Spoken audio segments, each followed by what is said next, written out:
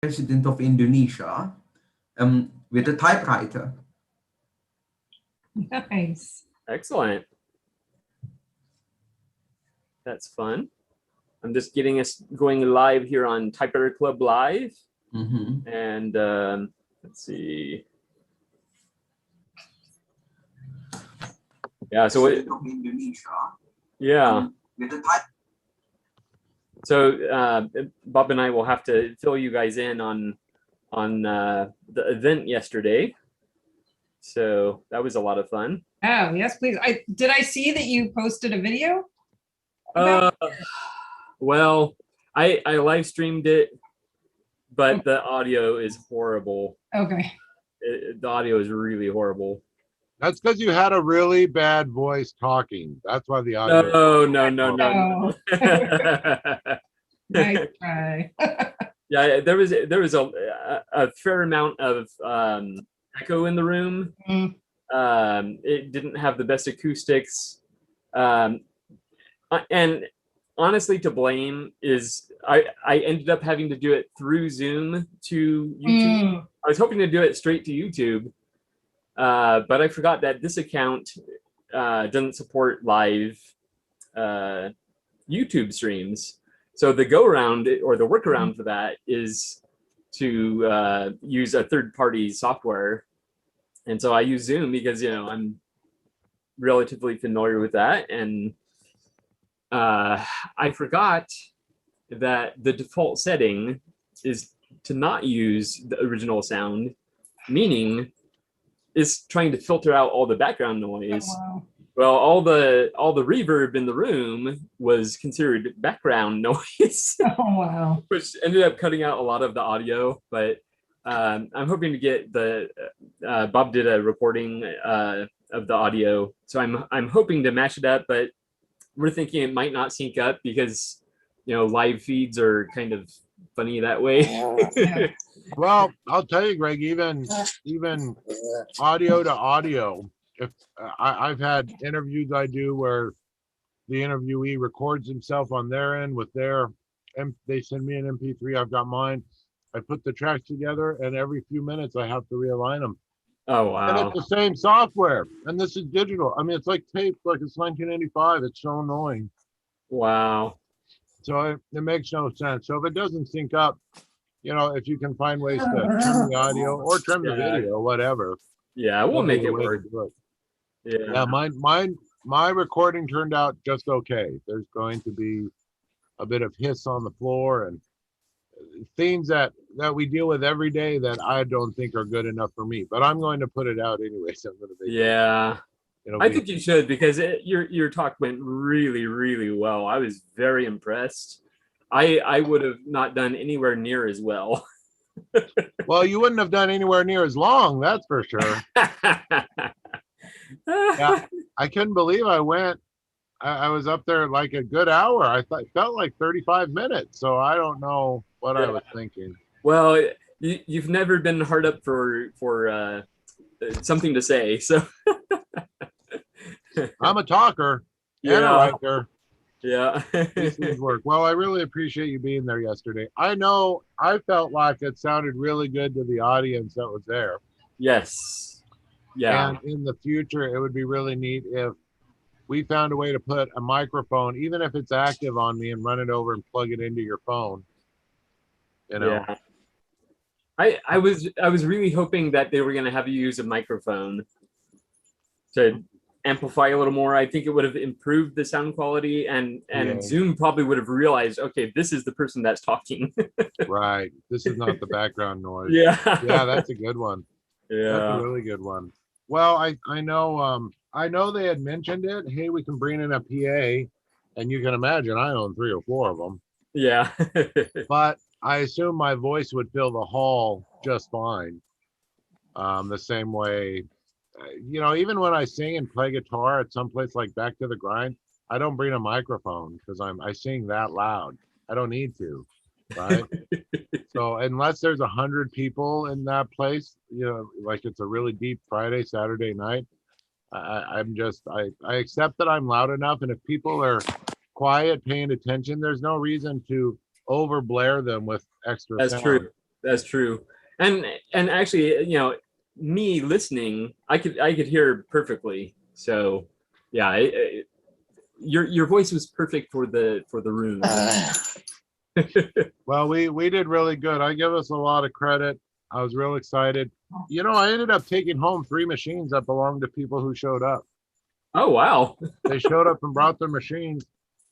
And I didn't have anything with me for that. I didn't have a way to sign them out. They just thought like, I've got a typewriter. You're a typewriter repair guy. Here, can I hand this to you?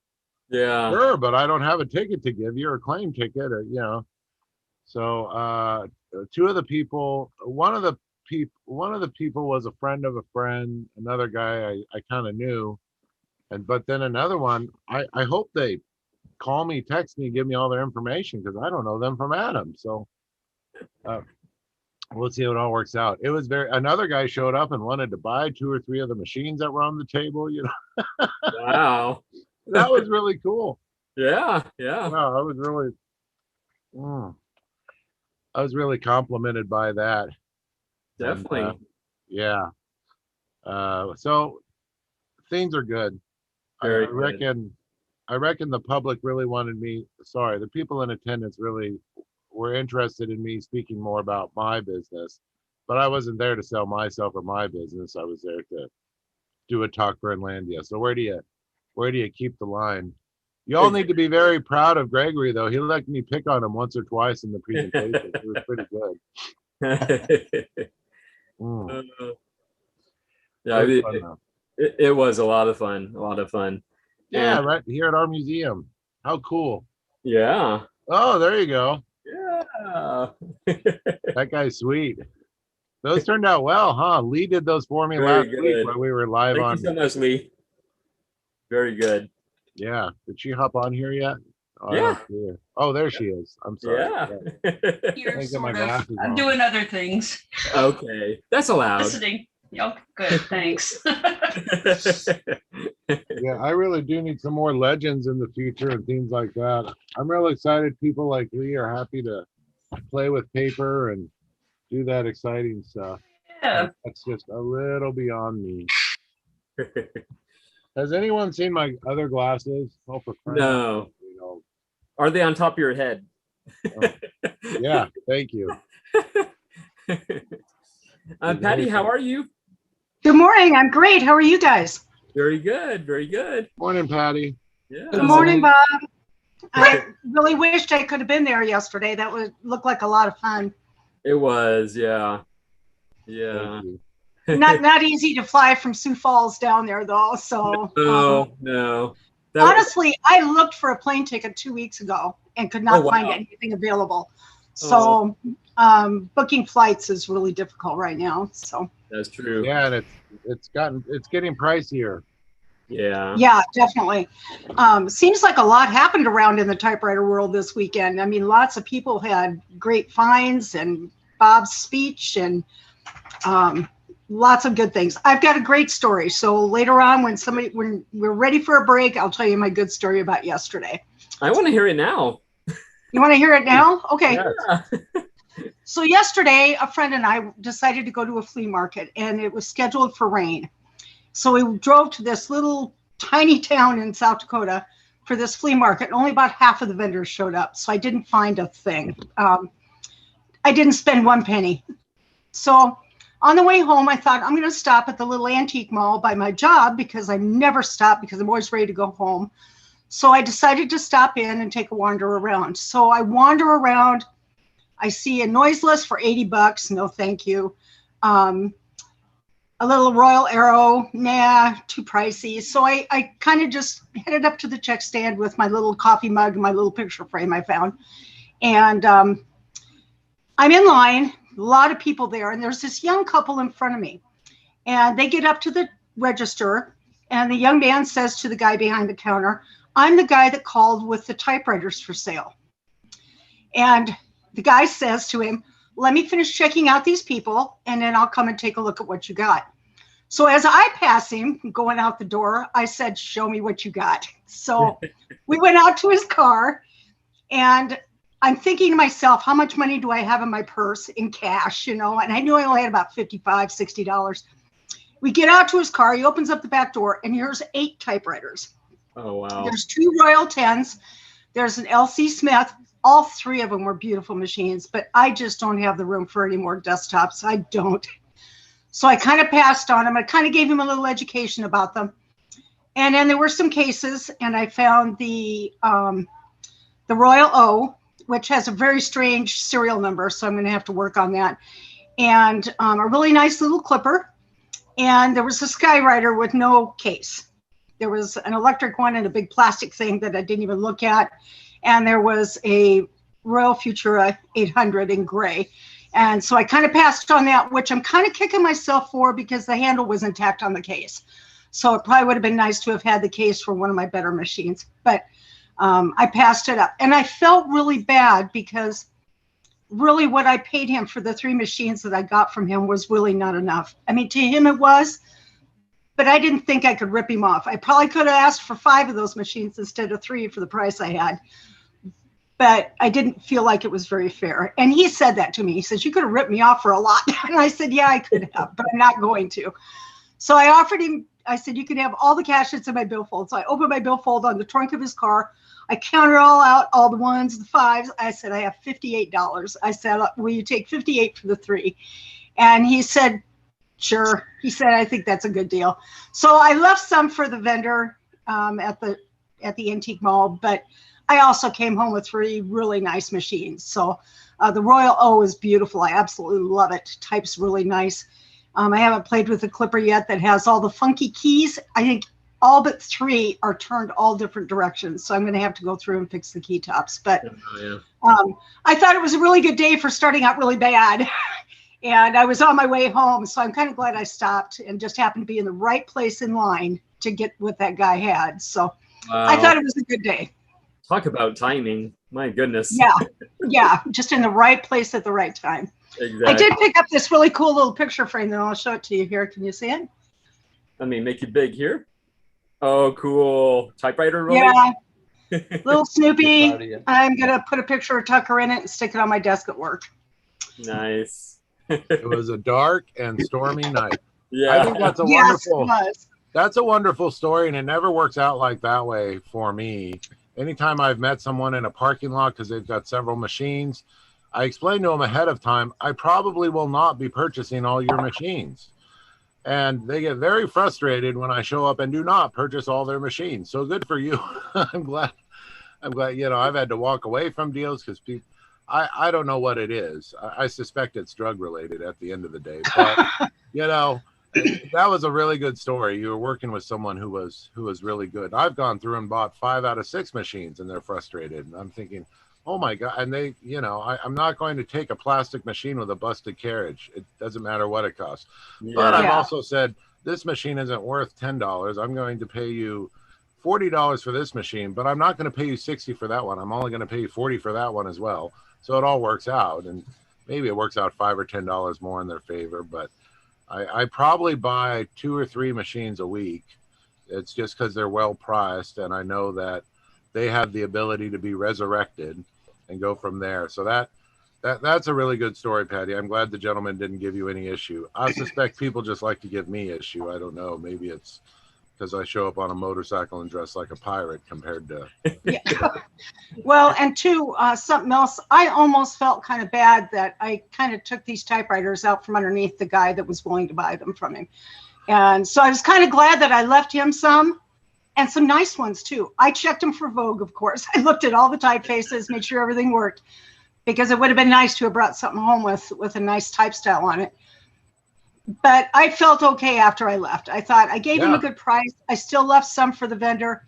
And now I'll go back and I'm going to see what he's got them priced at here in a week or two. I'm going to stop back over there and see what he's got them marked at. Because I told him, I said, don't let him rip you off. You know, these are nice machines and you should be able to sell them. So hopefully he got a decent price for them. I didn't give him my phone number. I was kind of kicking myself for that. I should have gave it to him and said, hey, give me a call back if you need help finding somewhere for these machines to go. But I kind of spaced it at the time, ready to go home. It was raining, you know. So I hope he got rid of them, you know, at a good price. Good for you.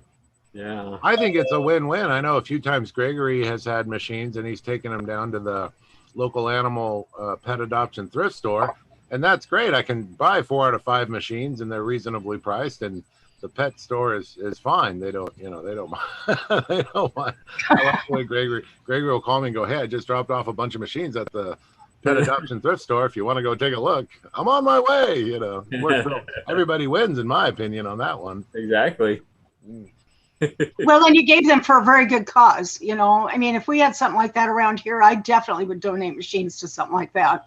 Yeah, it's my favorite cause. I've been supporting them for many years now, and in particular, I've bought a lot of music there because I have an extensive music collection, and a big chunk of that has come from there. So, and then I've donated a lot of music there as well. I donated a rather large collection of complete operas on vinyl, and they sold them super fast. So I was pleased about that. So yeah. That's great. Yeah. Who's all here this morning? Yeah, quite a few already. Yeah. I'm here this week. Becky needs to say something. Yeah. Eric, how are you? Good. How's everybody doing? Very good. Very good. Yeah. Anything new in your world? No, not really. Well, there is something that I guess I could mention. So maybe people will recall, maybe like a month ago, I had mentioned that I got the platen resurfaced on my Smith Corona Galaxy Deluxe. Yes. And I was still having issues with the punctuation punching through the paper. And Ted had mentioned something about ring and cylinder adjustment and shims and ring banking. And I did some research and I couldn't find anything about that. But what I did was I had remembered seeing Joe Van Cleve do a video one time about his Groma Colibri and the skipping issue that he was having. And he put a piece of gaffer's tape on the anvil where a particular key was striking that was causing the skipping. And I figured I would try that with the period because it seemed like all the other characters and all the other punctuation weren't really causing as much issue as just the period. So I put a little piece of tape on the anvil above where the period strikes, and that seemed to cushion the blow a little bit. So now it doesn't punch through the paper. So I'm pretty happy about that. Yeah, very cool. Really new. I need to try that on some of my machines because the punctuation is always what gets you. Definitely. Yeah, and I had to sort of experiment with the thickness of the tape and like how many layers I put in there because too much tape would cause it to skip when I hit the key, and not enough tape it would still punch through. But I think I got it to a point where it's working pretty well now, so I'm pretty happy. Yeah, very cool. Excellent. And William, how are you? Doing very well, thank you. How about yourself? Good. It's been a little while since we've seen you. Well, I wasn't here last week because Alberta has now lifted virtually all COVID restrictions, so we were allowed to go to church, and it wasn't quite a full house, but there's definitely quite a few there, and shaking hands and greeting, and it's all good. Very good. And yeah, things are definitely looking more positive here. I've had both COVID shots now. Well, I was fully vaccinated as of Friday. Very good. First shot, I had a sore arm for a couple of hours. Second shot, had the other side. I was just absolutely wiped for 2 days. Yeah. Which that told me that the first shot did its job. The body recognized the invader and went to war on it on the day after the second one. Yeah, definitely. Excellent. Anything new in your world? Any new typewriters or anything? Nothing since last time I was here. No, it's been pretty quiet on the Western Front here. Okay. Well, it is good to see you. Yeah, and Good morning. How are you? So say again. I was saying it is good. Please repeat. Can you hear me? I think I can. Yeah. Can you hear me? Okay, let's try this again. I was just saying it is good to see you again. Okay, thank you. Yes. Yeah. And yes, I got your postcard Very good. Very with good. the rusty mailbox and the sticker on it, and That was from the Postcard Exchange that we did last month. Yeah. Yep, that's what I figured. Very good. I wrote my card to Emily Tillman. Hopefully she got it. Nice. Yeah. Very good. And good to see Marvin again. Good morning, Marvin. I saw you there somewhere. Yeah, he's there. Marvin, there you are. All the And, way in Indonesia. And Curry, how are you doing? Good. Yes, it's been a while since you've seen me as well. Definitely, yes. Hair's getting a little longer. I'm gonna catch up to Bob one of these days. You know, he and I are starting to look like twins, but it's gonna get a little bit longer. But you have a ways to go. I just let it keep going. You know, what's the point in getting it cut? You know, we're starting to open up again here in Ontario on Monday, so people can go back and get haircuts. But I'm like, I'm just gonna let this ride and see how this plays out. Yeah, I was growing my hair out, but when my hair gets to a certain point, it starts doing really funny things. Like my bangs go whoop, they do a little flip, and I'm like, okay, no, no more. So it goes. Yeah. Well, it is good to see you again. And so what's new? Yeah, well, I was away for a while. As some of you might know, I've got my own aviation safety business. So I used to work in the airports world before COVID, and got a first session teaching and training course about 2 weeks ago. So that was consuming all of my focus and my time. So I wasn't able to make the Sunday meetings, but got that done successfully, and hopefully more to come.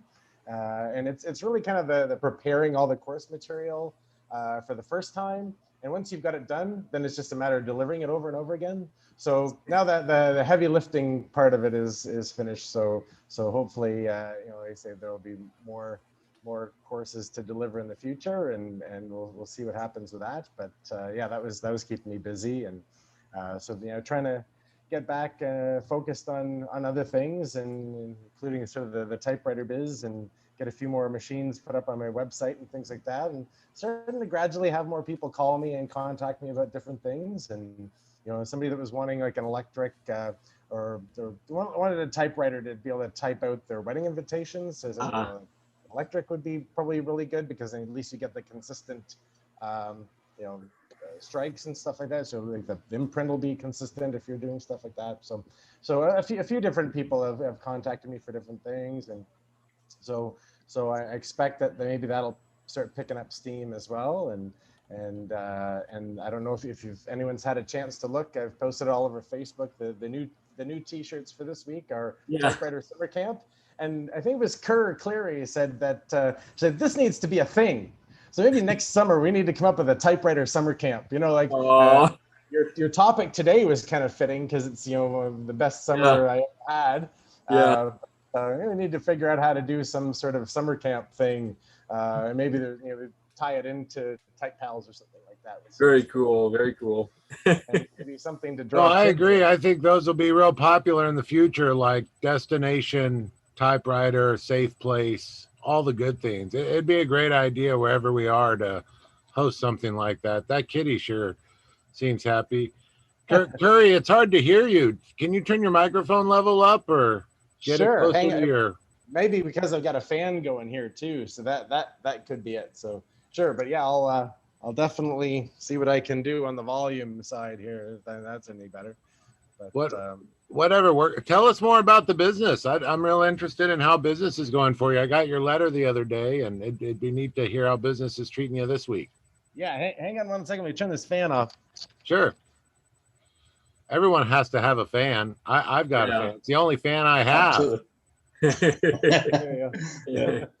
Maybe that's better. We were talking about haircuts. I had my summer cut on Thursday. Nice. So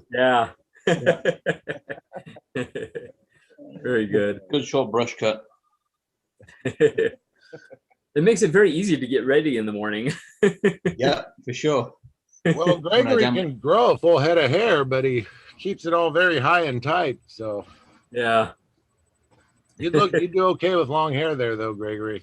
There were times in my life where I had it longer, much longer actually, but not as long as you though. I never got to. Oh, yeah. So I had hair down to my shoulders when I was in my teens. Oh yeah. Oh. Yeah. So how's business, Curry? Yeah, so like I say, just I think There he is. not sure how long I've had the website up and running, but mostly with the t-shirt stuff. So I want to get more machines put up on it, but it's a matter of getting the time, balancing the time between my aviation business and the typewriter stuff. But I'll get some more up. I just picked up a few the other day.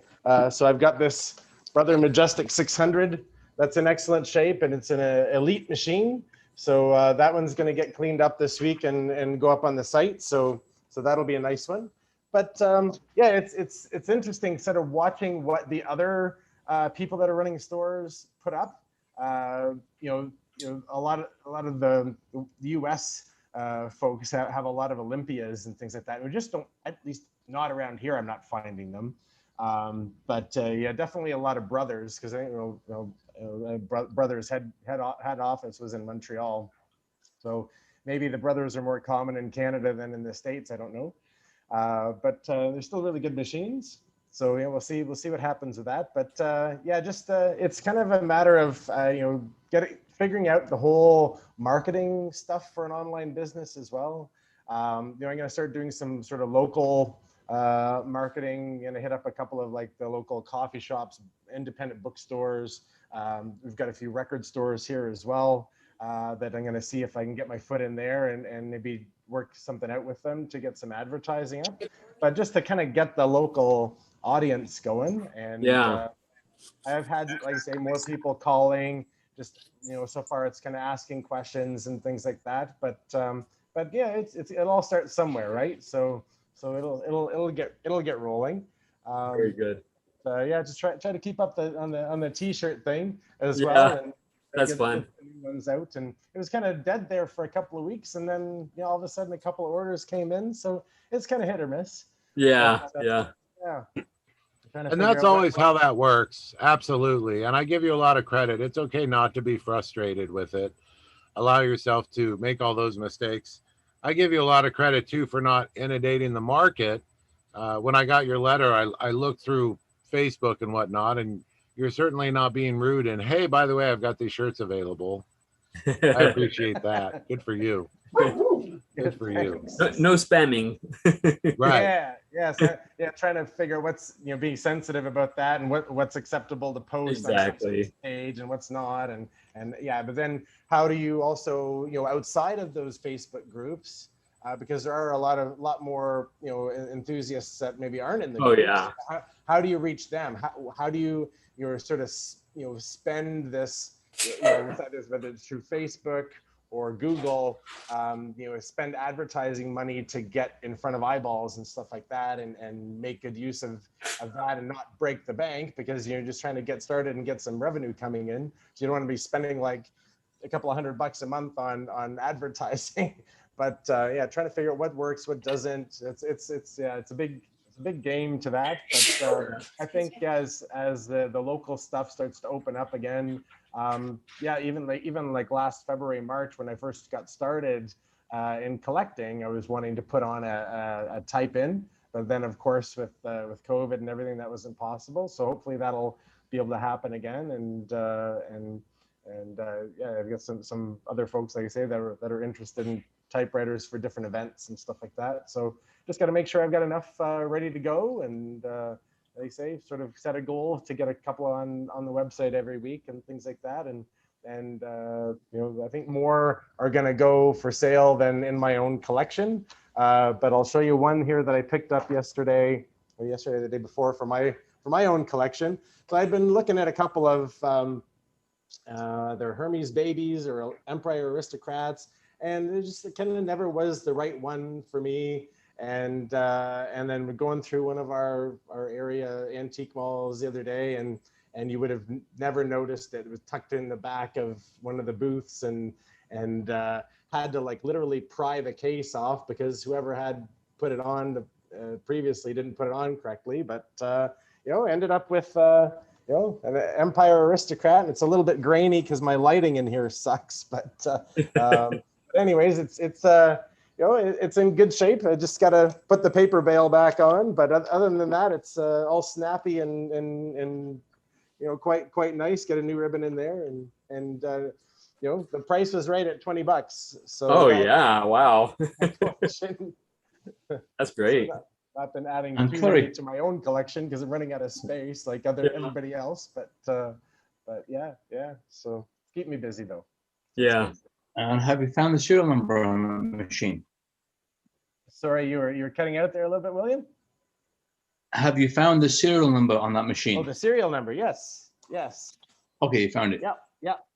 It's a G69064. So I can't remember. I wrote it down what it was. I think 1947. I want to say. Yep, it's So- pre-52 because it has the front-mounted paper rest, whereas the post-52 has the flip-up one in the part behind the platen itself. Oh, okay. Yes, I see that. Yep. Guys, so yeah, there's the paper rest there, and then these are always fun. The little ribbon. Oh cutters. yeah. Yeah, little bat wings, gull wings. Yeah. Made in England. Yep. Yeah. Yep. I love the form factor on those. Yeah, and What's that, William? the lion. So the lion on the front cover is actually a picture of one of the lions on the bottom of Trafalgar Nelson's Square. column in Trafalgar Square, London. Oh. Yes. Excellent. Yep. Very good. And it's interesting, my grandfather was the town clerk of West Bromwich, where the typewriters were made back before World War II. After that, he was Oh. sent to war. Wow. So Wow. Joe, how are you? I am good. How are you guys doing? Very good. Good. Well, I do have a new typewriter in my collection right now, Oh my. and it was my aunt's typewriter. Let's see if I can focus on it. It's right behind me there. That's a Royal 10. She lived in Colorado Springs. She passed away in March, and we had the memorial service this last week up at the Air Force Academy in Colorado Springs. Her husband, my Uncle Joe, was actually an Army officer in World War II, and I think he had several Purple Hearts and a Bronze Star, but he normally wouldn't have been allowed to be interred at the Air Force Academy because he wasn't an Air Force officer, but he was appointed by President Johnson to be the first postmaster of the Air Force Academy when it was built in the early 60s.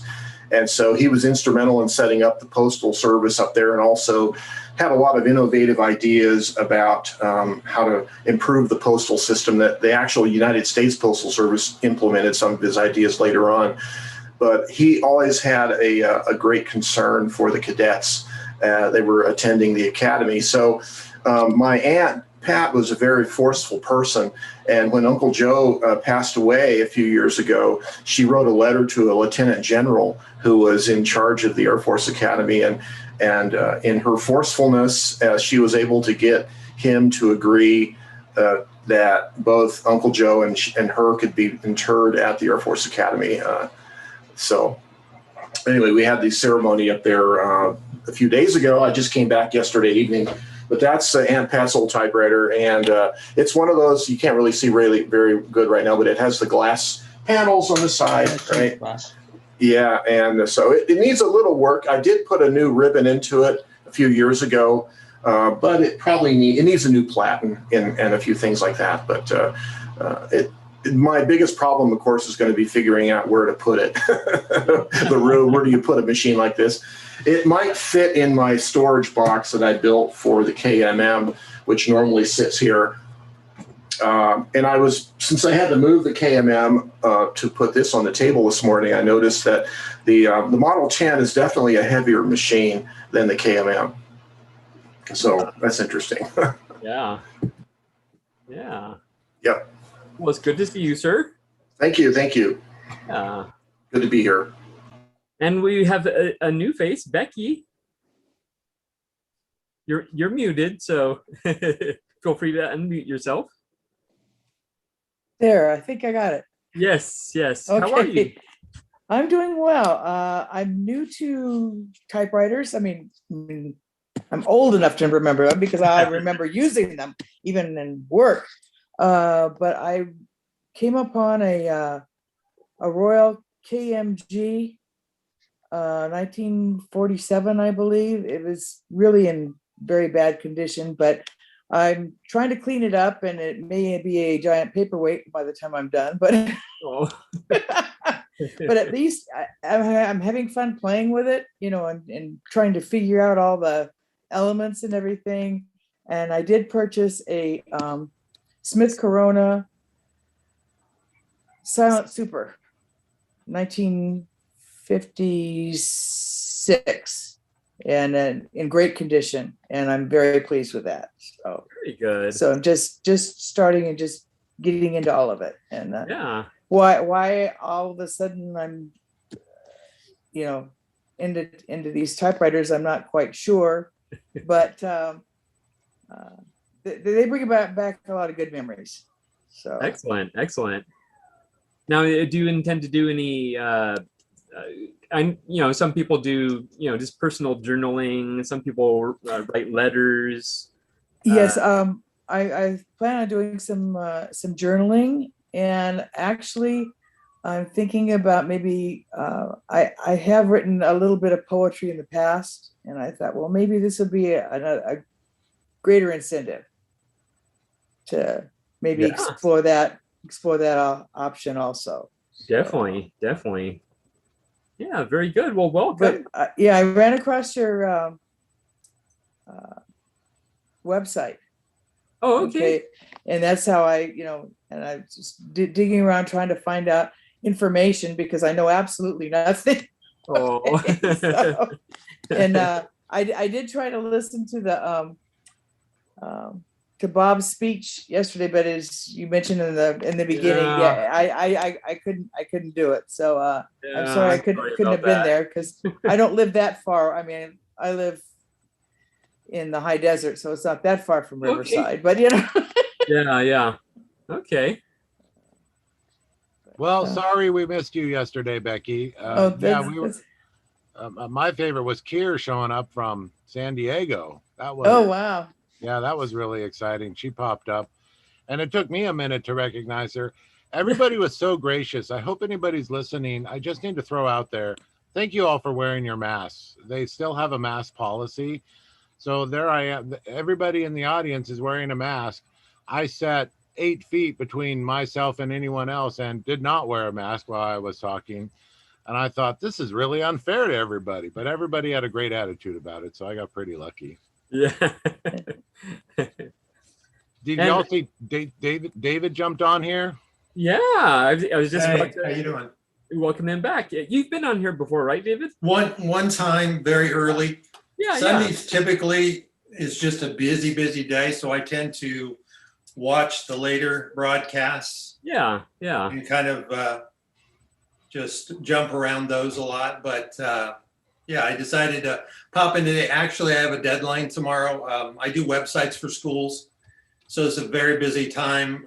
The August deadlines are coming, so I'm going to be working while you guys talk. So if you see me not really focused, that's where I'm at today. Okay. I thought I'd join anyway. Yeah, I do want to ask you quickly about because you were basically the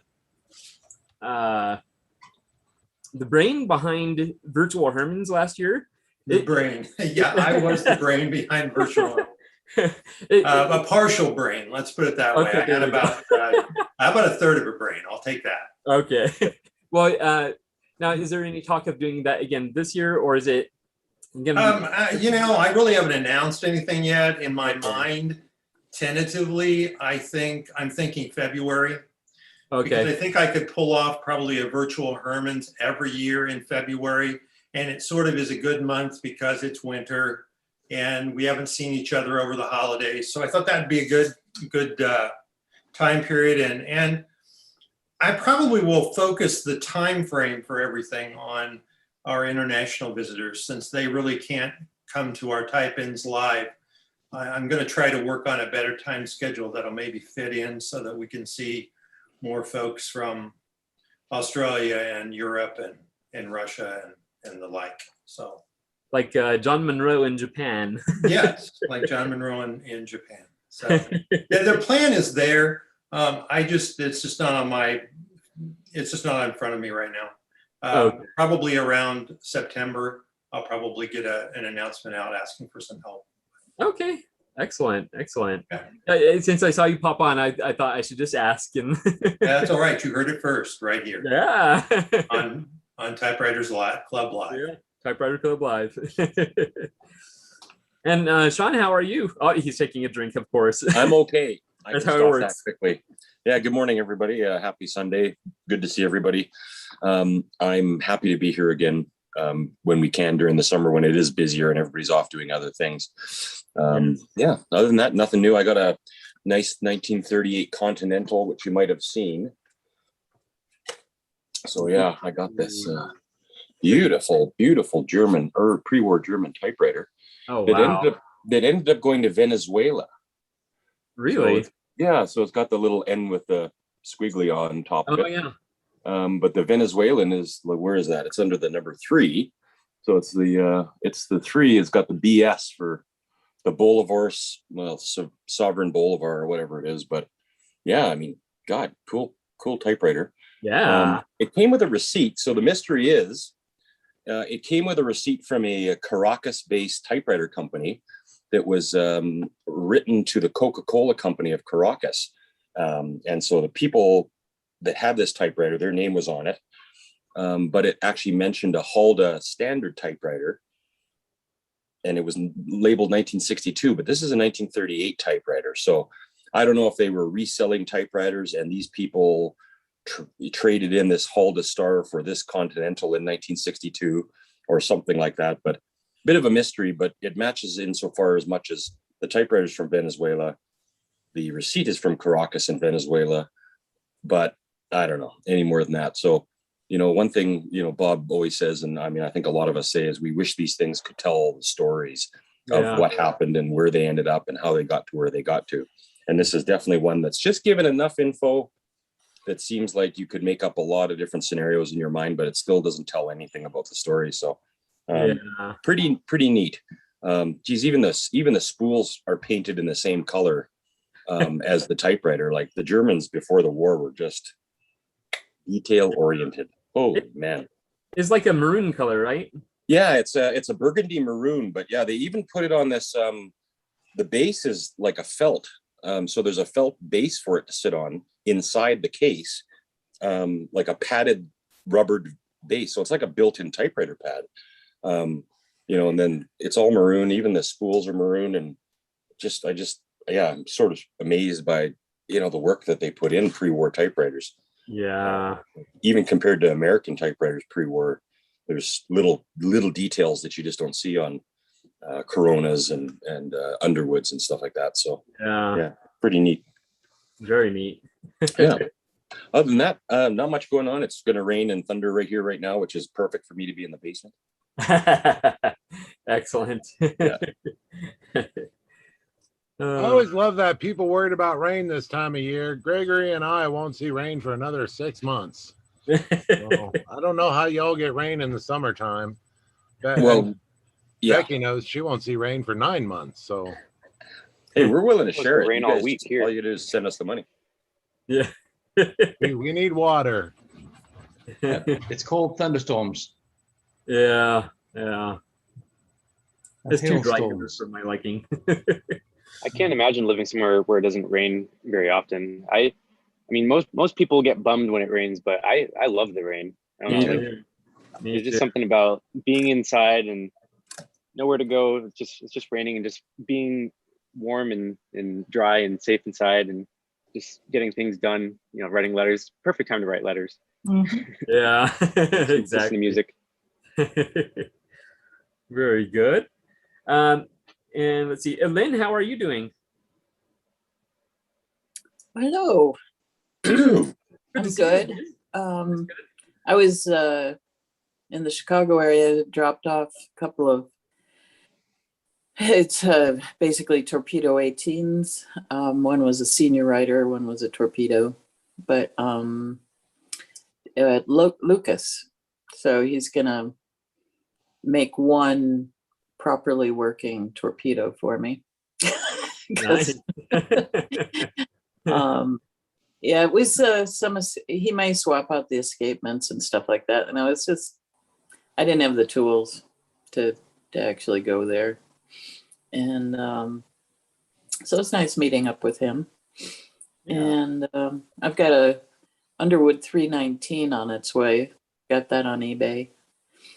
That I thought was Olivetti Latera 35.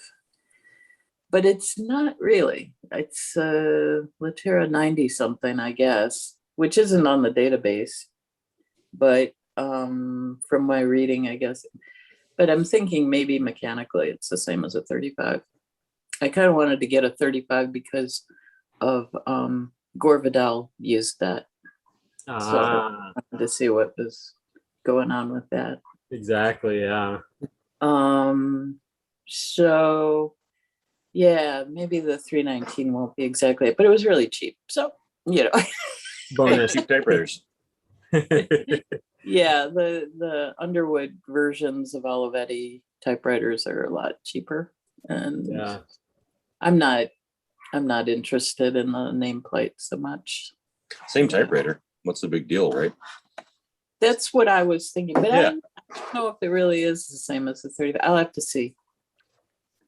Do some research and report back next week, Lynn. Yeah.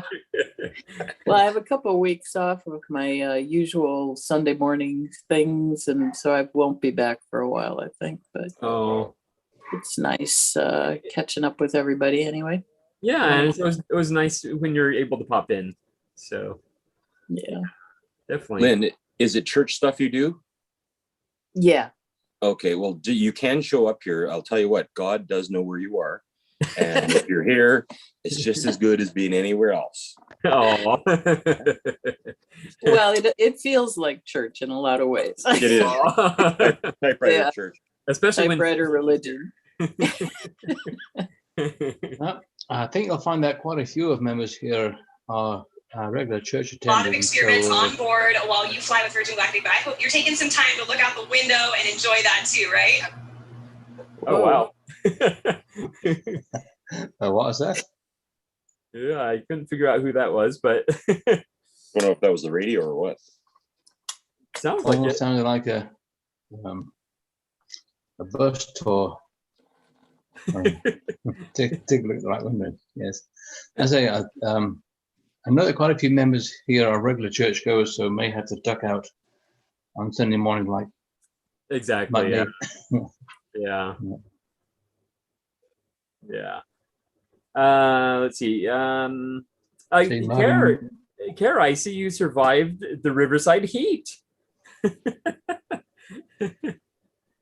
Oh, we don't have audio for you though. Does Sign language. Sign language. Have his hand up.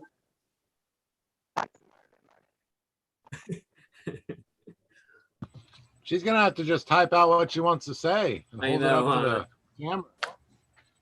She was talking to us too much yesterday, so she's all talked out now. I don't know what it is. I don't know what's wrong. My headset. Can you hear me? There we go. We can hear you. There's something that goes wrong with my headset in Typewriter Club, not in anywhere else. Oh, well, I feel special that way then. You can't ruin your beautiful hair with a headset, Kerr. Yeah. It's so funny, Gregory and Bob, I did get to see Bob's face when he was talking, but like I got to see your bodies yesterday, but then we all had masks on. And then here I get to see your heads, but not your bodies. Yeah. That's funny. I'm a big guy. That's all I can say.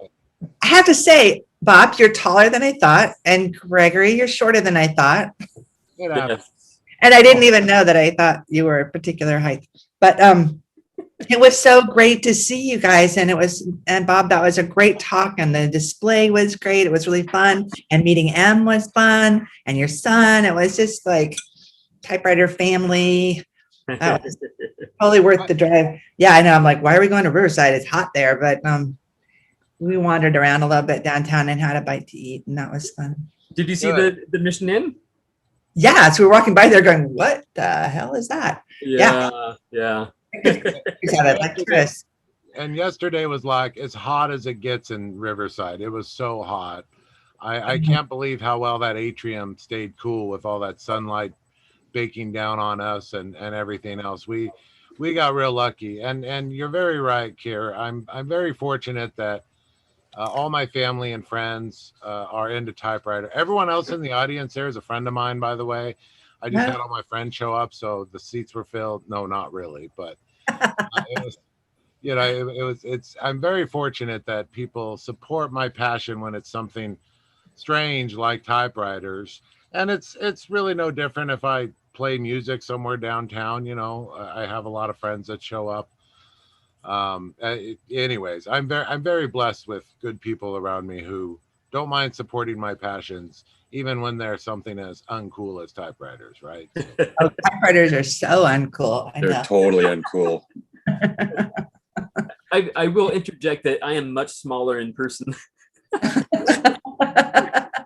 You should see us walk down the street with handfuls of typewriters between us. Nobody messes with us. I'm just Gregory, you're a giant stature in the typewriter community, though. So,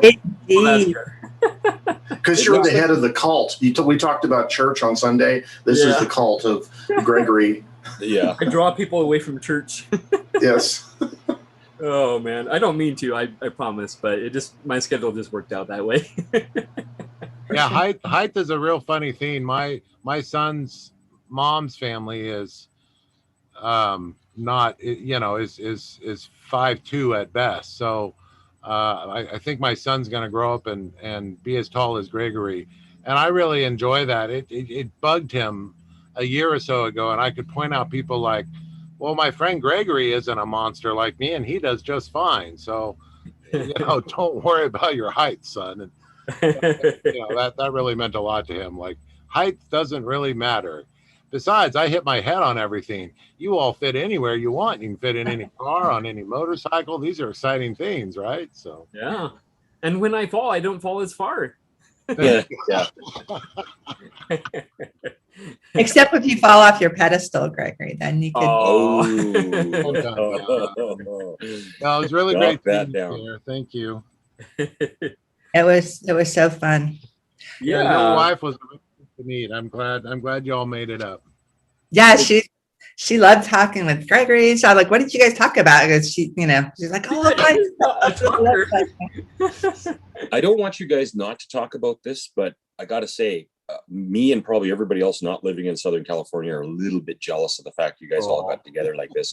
Because even though we're very close when we get on here on Sunday mornings, man, boy, it'd be just great to drive a couple hours and go to Riverside and see Bob and Gregory and talk about their height and all that kind of fun stuff.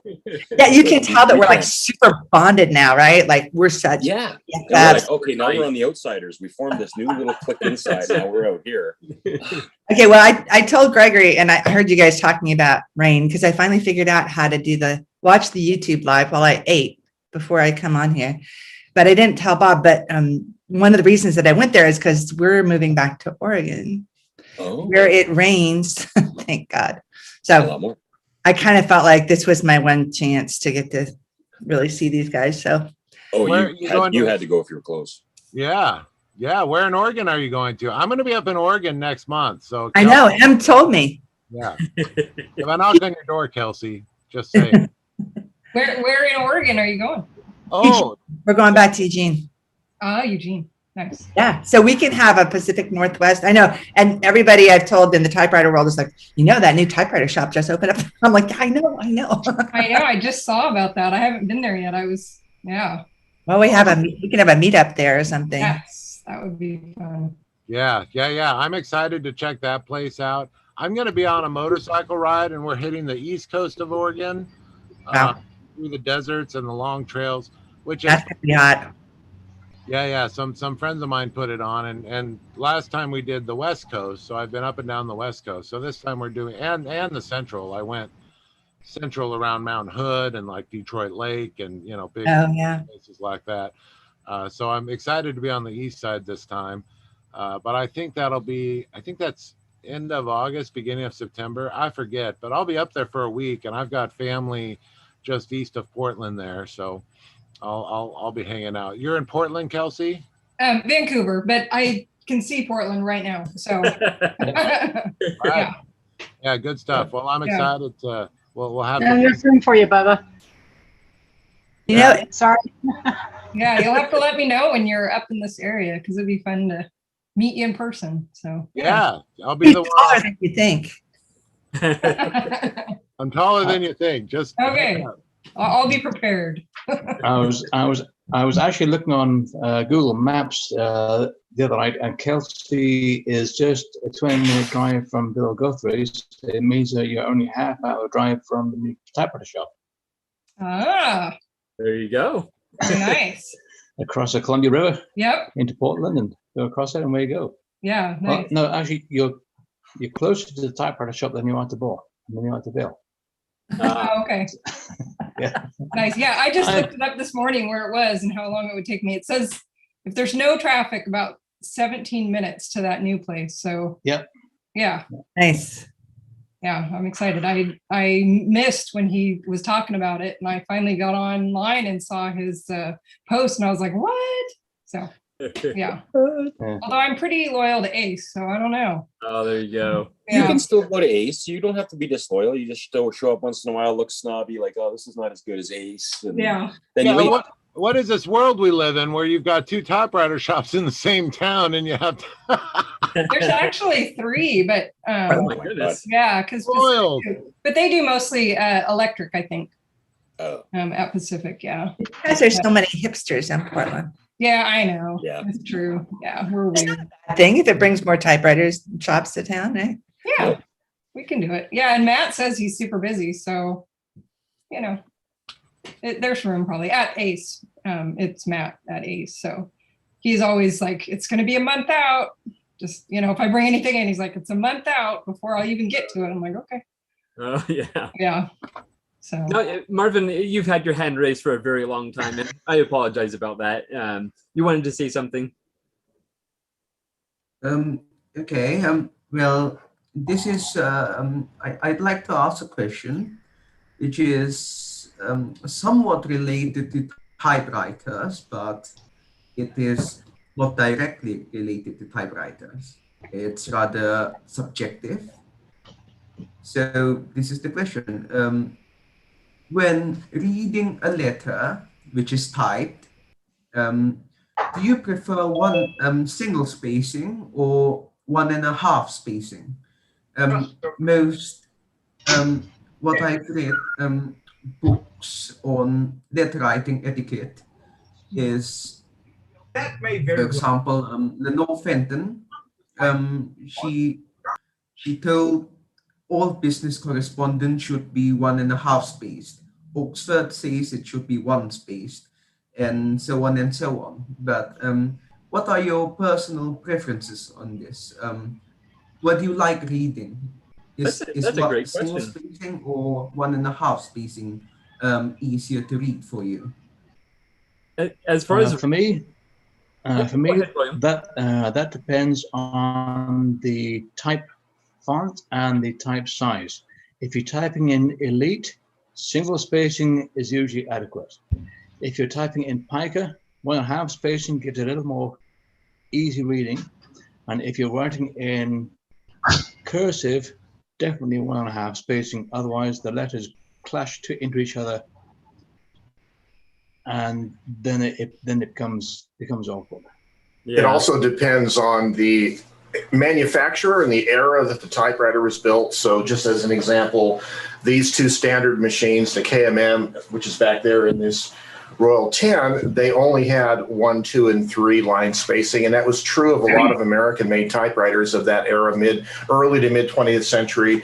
I noticed a lot more of the foreign-made typewriters have 1.5 line spacing, and a number of them will say, like Olivetti's, for instance, all the ones I've seen, the actual marking on the line selector says 1, 2, and 3, but it's actually 1, 1.5, and 2. And that's true also with my, the Optima is the same way, right? So it's funny the way the markings don't really match, but a lot of the European-made typewriters are 1.5 spaced, but a lot of the older American ones aren't. It also depends, of course, as William suggested, on what you're typing. Like if I'm typing on this small letter size paper, half sheet size paper, I kind of like single spacing. It's a small piece of paper anyways, and to 1.5 or double space is, you're just not going to be able to fit as much on there if it's a small note, right? But if it's a big piece of paper, full size sheet of paper, it's not so bad. So yeah, I wish these older machines had 1.5 line spacing. That would be very handy. Yeah. So as Joe was saying, it also depends on whether it has what I call the coarse tooth ratchet, the line spacer, or the fine tooth ratchet, the line spacer. The coarse tooth is 1 click per line. The fine space is 2 click spaces. Oh, okay. Very good. I think for me personally, as far as reading, I love the look of and the readability of 1.5. But as far as writing, I'm trying to keep it to 1 page because the paper I tend to use is not cheap. So I do try and keep my letters to 1 page. So I'll put the margins way out and I'll do the single line spacing, which I realize, especially with the extremely long lines, that's not ideal for reading, but I do it anyway. Yeah. So if you're shopping for used typewriters, you can easily tell if it's a full line spacing or a half line by putting the selector on 1, and then how many clicks does the release lever make? If it only makes 1 click, then it's a full line spacing machine. If it makes 2 clicks, it's a half line spacing machine. Yeah. For me, I feel like I always just do just single line, just because, just to have to be able to have a shorter letter but have more content. But definitely having double space does make it more legible and kind of look a little bit nicer in a lot of cases. But I had something sort of similar to bring up that Marvin might find interesting, because you had mentioned a couple times about having an interest in letter writing etiquette. And there was actually a couple books that I found that are they're old enough that they're out of copyright, that are about the ethics of letter writing etiquette, sort of like from like Victorian era. And one of them is mainly about, like handwritten letters, but there's one that actually talks about, or it has a section about typewriters, because it was like right around the time that typewriters were becoming more popular. And you can actually find digital copies of them on archive.org. And I can put a link in the chat if anyone's interested, but that'd be great. But it's really interesting. I've been reading through them. I already finished the first one that I read was let's see, what's it called? Letter Writing, Its Ethics and Etiquette, by Arthur Wentworth Eaton. And then the other one was How to Write Letters, a Manual of Correspondence, by James Wills Westlake. And you can just download the PDFs from archive.org, because they're not in copyright anymore. I'd love to find a physical copy on eBay or something, but I'm sure they're probably expensive, but I haven't actually looked yet. But they're interesting, so I'll put that in the chat. Yeah. Now, are these images of the pages, or is the text extracted? Yeah. So they do have an EPUB version that you can download where it is like the actual text. Sometimes the formatting gets kind of wonky, but they have the actual, like PDF like the actual pages that are just scanned in too. Yeah, that's what I like. Yeah, let's go to a different page so you can see like this is just the preface. Yeah. But I yeah, love that it's pretty neat. I'll put that in the chat so that you guys can check it out. Very cool. Thank you. And talk about single or 1.5. When you're writing postcards, you want to get as much information as you can in as small an area as possible. That's a postcard I got from Gregory. But when you're writing a letter in a cursive typeface, 1.5 spacing looks much more readable. Yeah. Yeah, definitely. Oh. Yeah. I love that. I was thinking about And yes, letter writing etiquette the other day because I got a letter from a friend who said things in the letter that were like totally in the past. Like, you know, we had already talked on the phone and stuff, and it was like old news by the time I got the letter. And I thought about how when you write a letter, you have to kind of think of things that you're not going to be talking about or something. But then I thought, well, if you keep the letter, then you have a document that kind of documents what went on at that time. So maybe there's value in it, but it's kind of anticlimactic to read a letter. And it's like, yeah, we already went to the fireworks and when but maybe as a piece of history, you know, if you keep them, that has some value. Yeah. But I always try and think of things that are just not going to come up in conversation, you know. Yeah, exactly. Yeah, it is interesting having the different modes of communicating, and you know, some are obviously instantaneous, and then some take a few days or even a few weeks. So, yeah, and combining those can sometimes create those situations. Yeah, it's funny. It's funny you say that because I wrote a letter to my daughter down in California, and then she video called me yesterday, and I was like, "Oh," I was like, "No, I don't want to tell you because I just wrote to you about that." And she's like, "Just tell me anyway." I was like, "No, then it's dumb when you." Oh well, I ended up telling her anyway. I know, so it's just going to be redundant. Excellent. And Brian, how are you? I'm good. Hi, everybody. Hey, Brian. I had another Goodwill find the other day. I'll show you. I talked to Greg about it. You do really well with Goodwill. You're always showing your latest Goodwill finds on Facebook. Here it is. Was it that big base? Oh, that big. Oh yes, this one. Yeah. Oh. Yeah. A heritage, but it has different coloring than the ones I'm used to seeing. Yeah, it's because that body style was old by that time, so they downgraded it to the heritage. It used to be the Futura, right, when it was new. Yeah. And also, what years on the heritage, the button is usually blue instead of red, but that one's like white. Yeah, it's like an albino Futura. Yeah. What year is that? Desert sand camo. Nice. It's got a sand texture. It's got a textured finish on it. Okay. Do you know what year it is? No, I haven't looked it up yet. Okay. It seems like it would be a little bit later than the Futura. It looks like it's borrowing some of the accoutrements from that and recycling them. That's pretty cool. This is the that weird, not weird, but different from a Futura carriage return lever. Oh, yeah. And it seems like a little thing, but this is what prevents the Futura from fitting in my case for this heritage.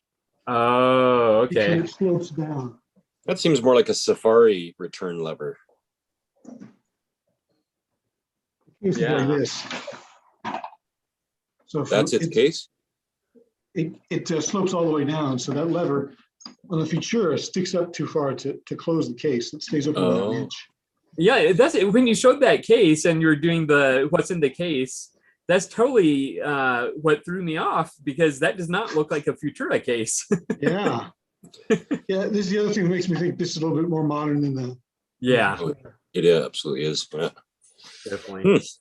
Now, it's my understanding that the Heritage, well, someone said anyway, that the Heritage was perhaps licensed by Montgomery Wards or something like that. Yeah, I think it was made by Royal still, but it was an exclusive for Montgomery Wards. Yeah, there we go. Yeah. That's yeah. Pretty funky. So yeah, I was at a Goodwill in downtown Phoenix that I don't usually go to, and there was one typewriter in the whole place, and it was this, and I said, yeah, I don't really care what they're charging for it. I'm going to take it. I'm at a Goodwill and there's a typewriter. I just, you know, I was powerless to not pick it up. I know, huh? Yeah. And I got something else too that's maybe be interesting for Ted. That's one of the 12 steps, by the way, is that you admit you're powerless. Yeah, you just do it because it's there. I got one of these, which I've seen before. Yes, I have one of those. Yeah. What is it? I started working on reversing the protocol for infrared, so I could actually use this to beam things to my computer and the printer and stuff. Oh, nice. Because if you have one, then you know it's not terribly useful at this point. Yeah. You can write on it and you can type on it, and that's about it. But it has an infrared port that's designed to send stuff. Actually, my camera will probably pick it up. I send something here. Are you going to blind us all? No, not much. So that's like Bluetooth minus 2.0. Let me erase your memory of the last day. Okay, yeah, let's see. There you go. My eyes. Yeah. Oh, that's cool. And it's very slowly blasting that thing out over infrared. Yeah. Please put your keyboards on stun.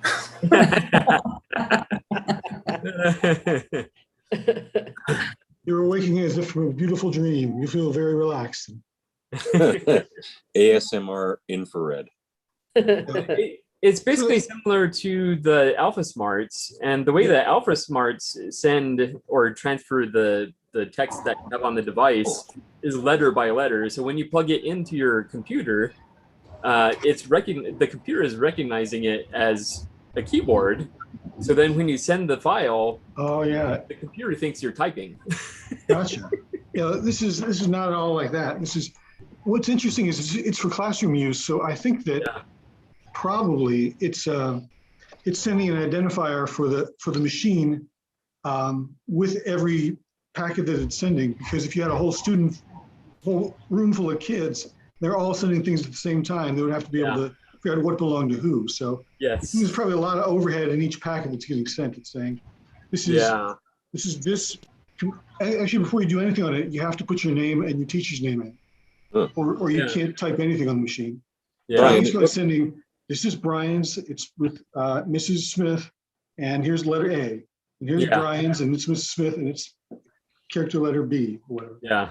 Brian, it looks like it has an RJ11 on it, though. Is that like in place I don't know. of the I don't know what infrared? that's for. I think I opened it up and looked at it. There's a Z180 processor, newer version of a Z80, and it goes right up to pins on that. So I'm thinking it's maybe doubling what the infrared port is doing.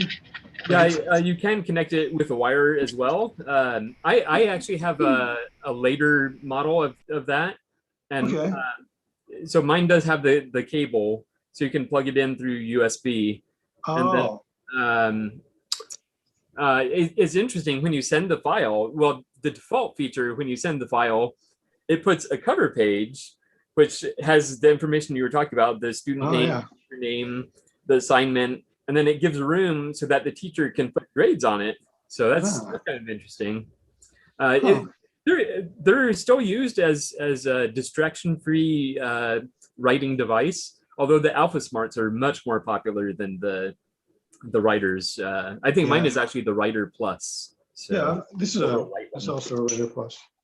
Oh, okay, It's possible that the formatting was designed so that you could multiplex to the teacher's receiver, like multiple students could send at once, and it would know which letter was from which student. You know. Right. That's why I think that the transmission is so slow.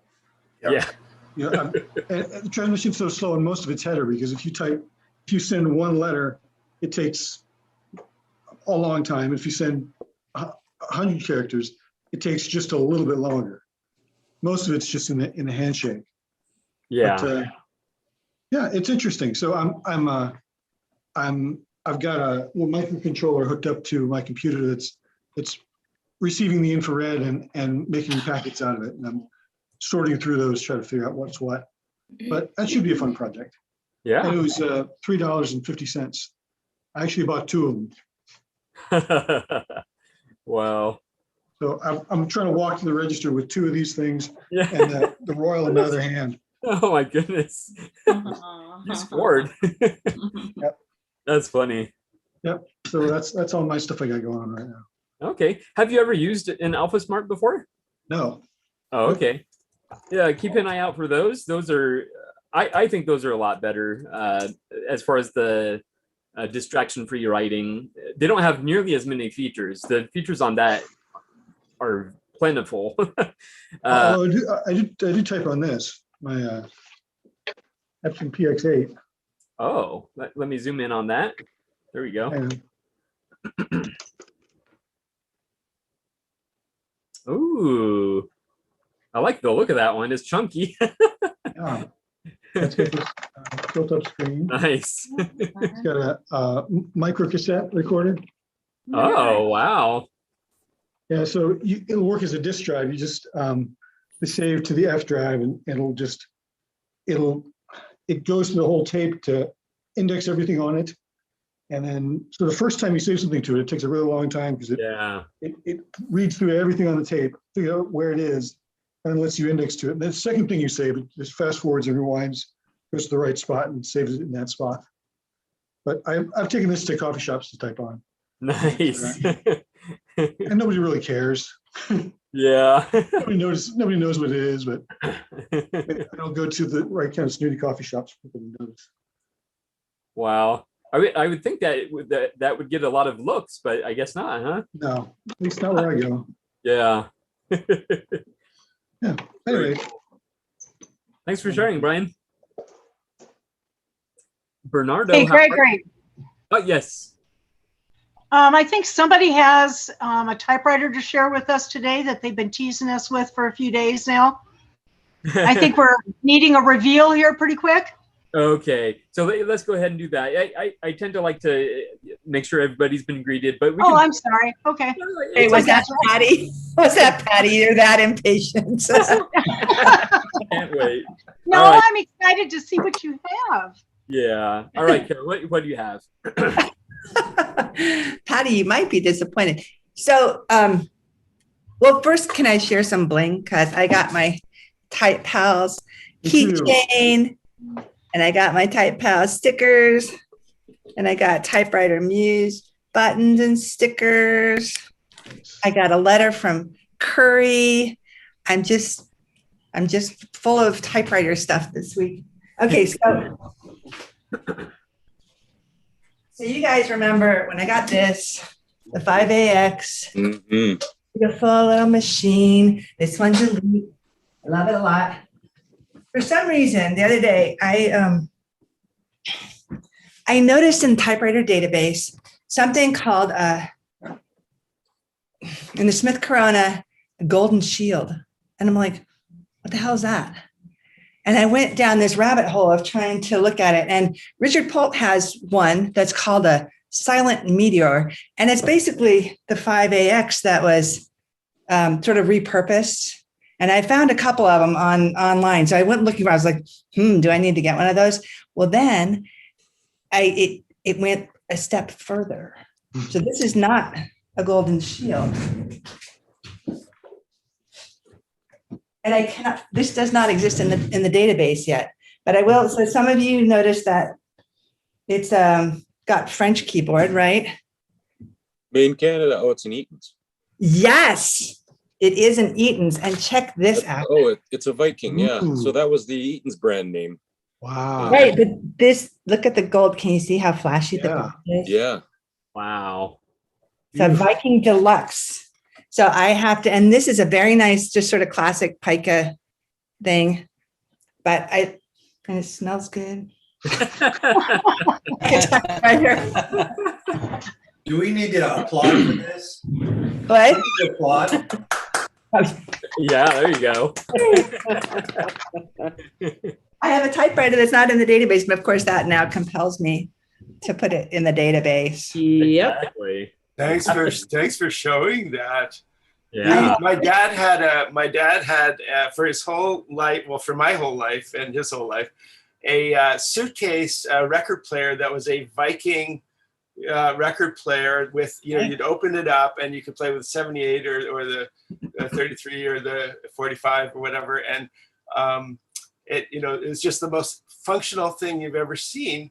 And I guess like, in the early 2000s, even he was still that he could use the internet to get new needles for it. But other than that, the thing just kept working. It was just amazing. So right, and sewing machines and stuff. I thought the Canadians would enjoy that. It's my only Eaton's, and I'm very excited. We're happy you have an Eaton's down there because we feel that that's an underappreciated sort of subculture collection piece of department store rebrand typewriters. Exactly. Most Americans don't even know about Eaton's. They think it's the paper company, and it's not the paper company. It's its own department store. Does it have any Robertson screws on it? Square drive? Yeah, totally built in Robertson's. Yeah. No, I think it's pretty normal, but is there anything special about it being Canadian? What? I was just gonna say, is there anything special about it being Canadian? Like, does it have an A key? It has the A key is folded.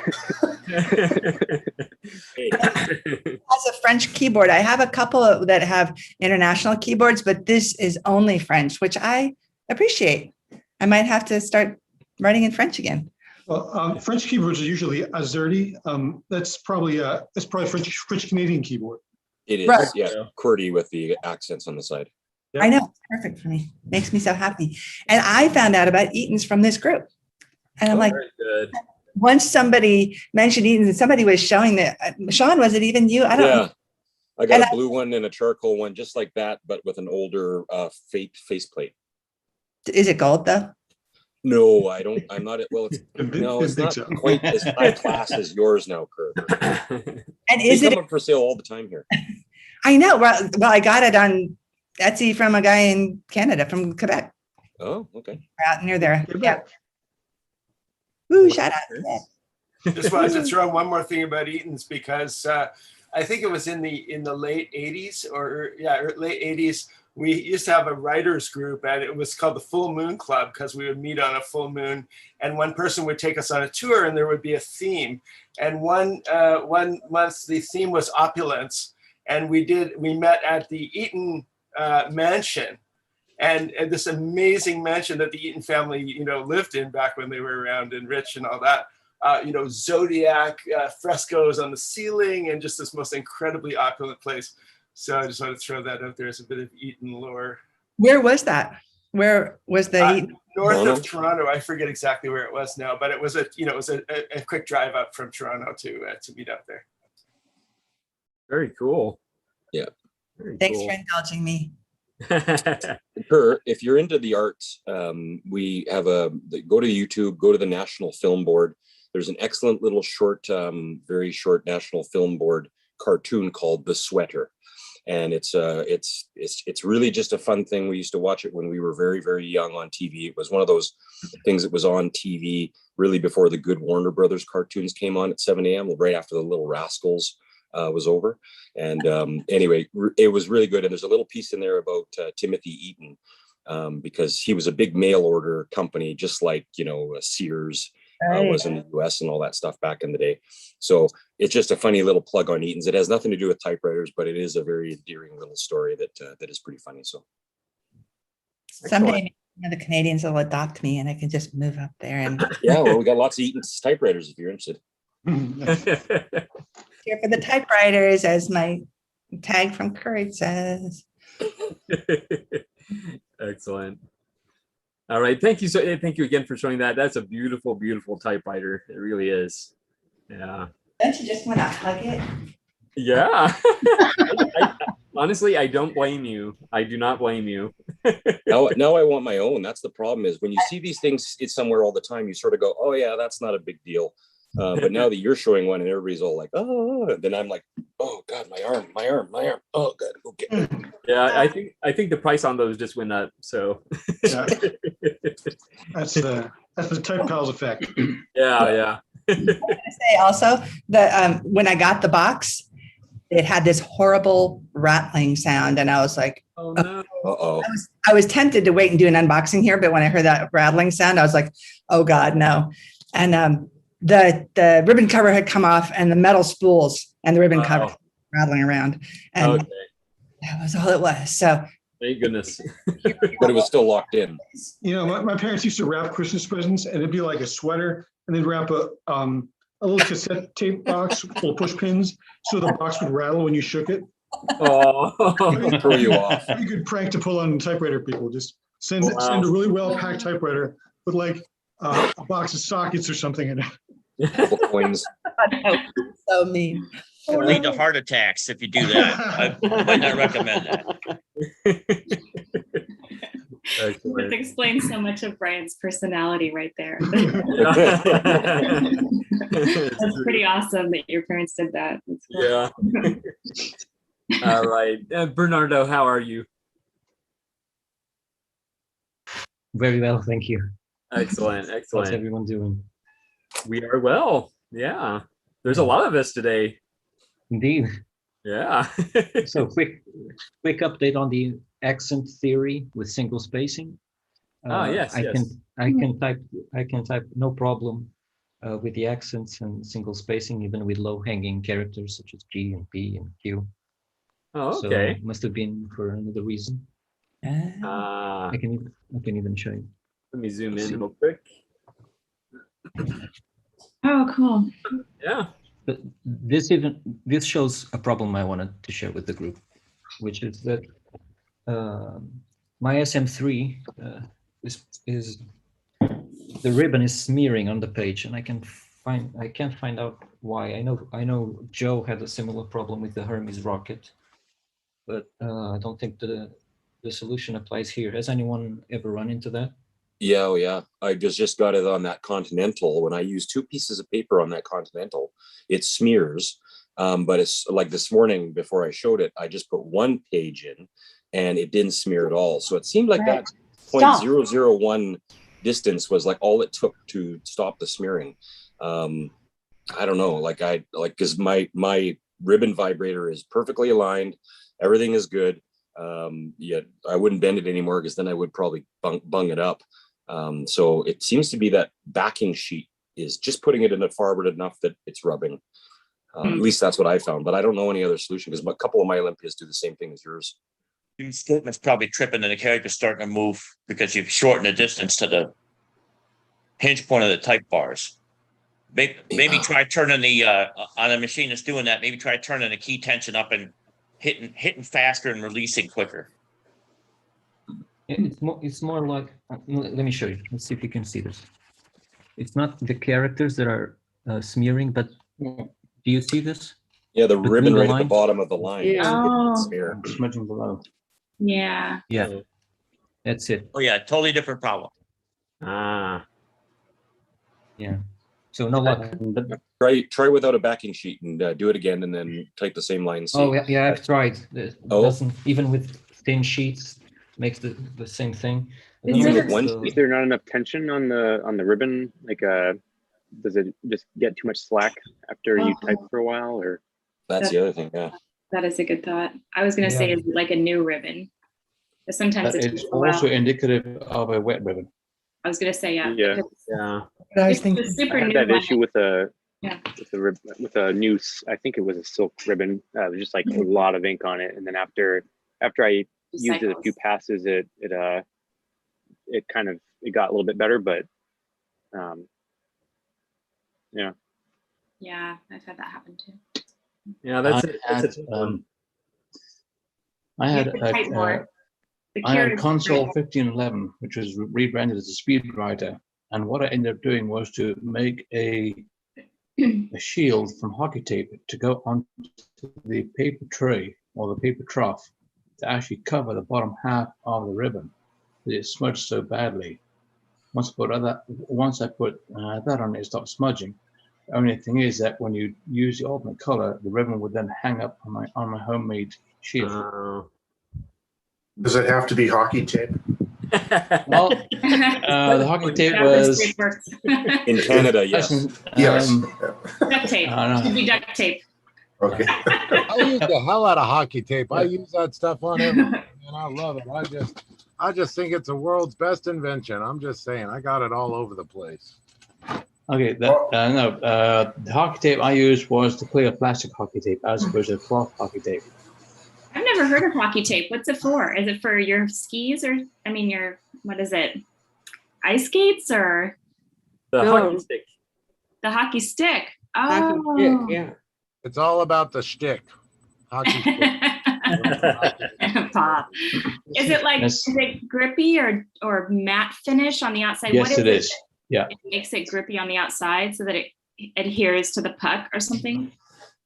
Gives traction to the puck, so as you slap shot, it gives the puck a good spin to stabilize the puck in flight, so it doesn't tumble. Oh, so it really is a unique tape. For everything. Yeah. And it's also used on the handle to bulk up the ball of the hand so it doesn't fit through the face shield. So yeah, all my motorcycles are taped up with it. I use it on all my motorcycle. You know, anything I touch on the motorcycle, I cover in hockey stick tape, keep stuff from rubbing together. And so naturally, it just fell over into typewriters. Anytime. There we go. Yeah. There we go. Wow, Diane. Oh, Diane, that's great. He's a goalie. Not just any stick, a goalie stick. Wow. Do you play hockey, Diane? No, I did not. This is one I got from the Blues a few years back. Wow. One of those game used sticks. I am so jealous, Diane. Sweet. Feel free to send it to me. I don't think so. Okay, you're pushing your luck after getting that Hermes 3000, okay? I know. Huh? I want free stuff. I know. Yeah, no, I use hockey stick tape these days anywhere like the body meets on a typewriter. You need a little bit of insulation. Hockey stick tape will fill it in real nice. That's a good point. So I guess getting back to Bernardo's question about the Olympia, I can only think that maybe he should look at the guides on the ribbon vibrator just to make sure that they're not pushed too far back toward the paper. And I know some of the smaller machines, you can kind of adjust some of those, you know, the forward or back position. Maybe not on an SM, Olympia SM, but that's something to look at. Maybe the ribbon's too close to the paper. Yeah, they look pretty close to the fixed part of the vibrator. I think there's a sort of a slack when the ribbon advances, but I don't know. So if you try to keep the ribbon more tense, like pull on the take-up spool and make it tighter, do you not get as much smearing?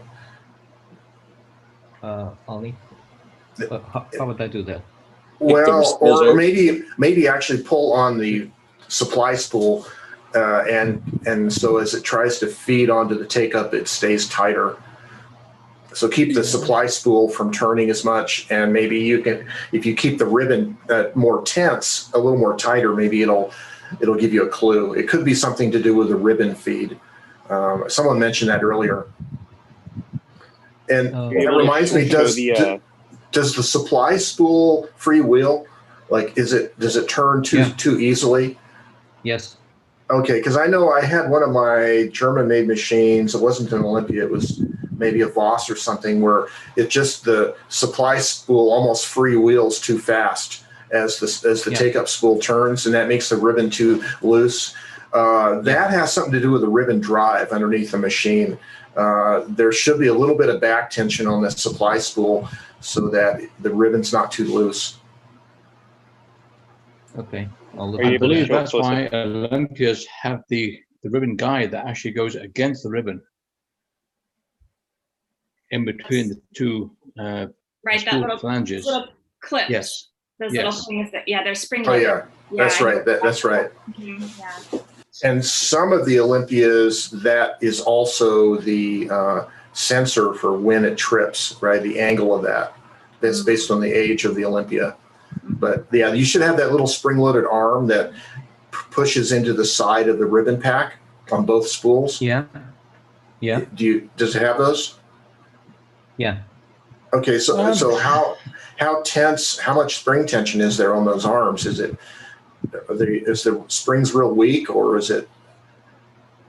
I would say whatever spool is the current supply side spool, try pushing a little bit on that little arm to give a little more tension onto the spool, and then try test typing and seeing if the smearing goes away or reduces. Okay. And that'll give you a clue. Yeah. Okay. And All right, thanks. another idea would be to put a piece of hockey tape on the inside of the arm so that hockey tape will be rubbed against the ribbon. But it has to be hockey tape. Yeah, I don't know how easy they'll. We use duct tape down here in the U.S. Yeah, I was gonna say duct tape for everything. Actually, gaffer's tape is better. Gaffer's tape, I've heard. Yeah, gaffer's tape. Not to be confused with electrical tape or. No. I think it back in the day it used to be called friction tape back in the US because you wrap it around a pulley to make the pulley grip the belt better. Okay. Excellent. All righty. I had I have an IBM B12 that was terrible for smudging, so I started using the polythene carbon film ribbon in there. No smudging at all. Yeah, I think it might be an effect of overly inked ribbon still, because I've had that happen with new ink many times. So I think it's almost a case of, type a few rotations, just junk typing basically, whatever you want, with a quick brown fox a million times, and then eventually it'll dry itself out a little more. Yeah. But I like all the other ideas too about tension, because I think that's also a really important factor. Yeah, I think so. All good ideas for sure. Yeah. Oh, I was going to greet Natasha, but it looks like she stepped away.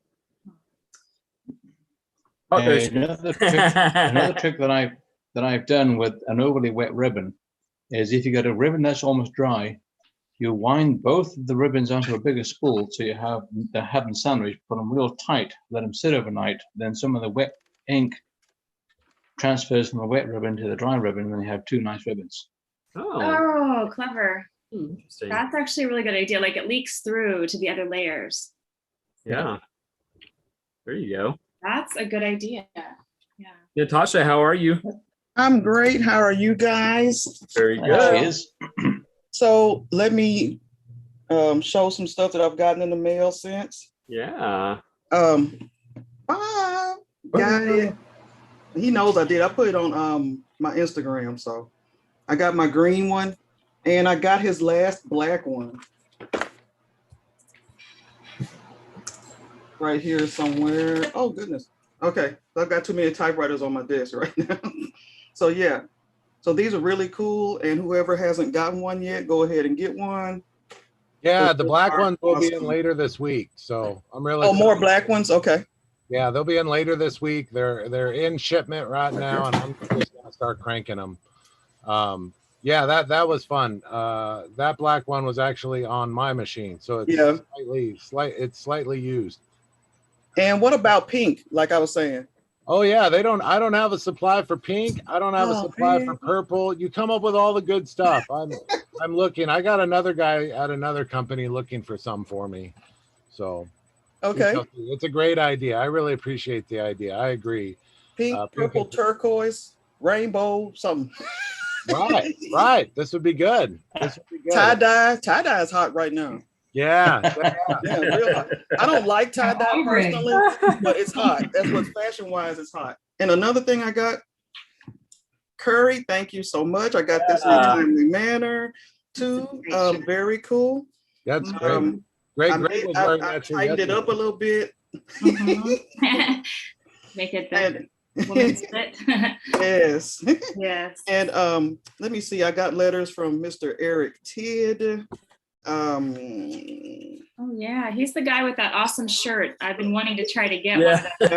Yeah.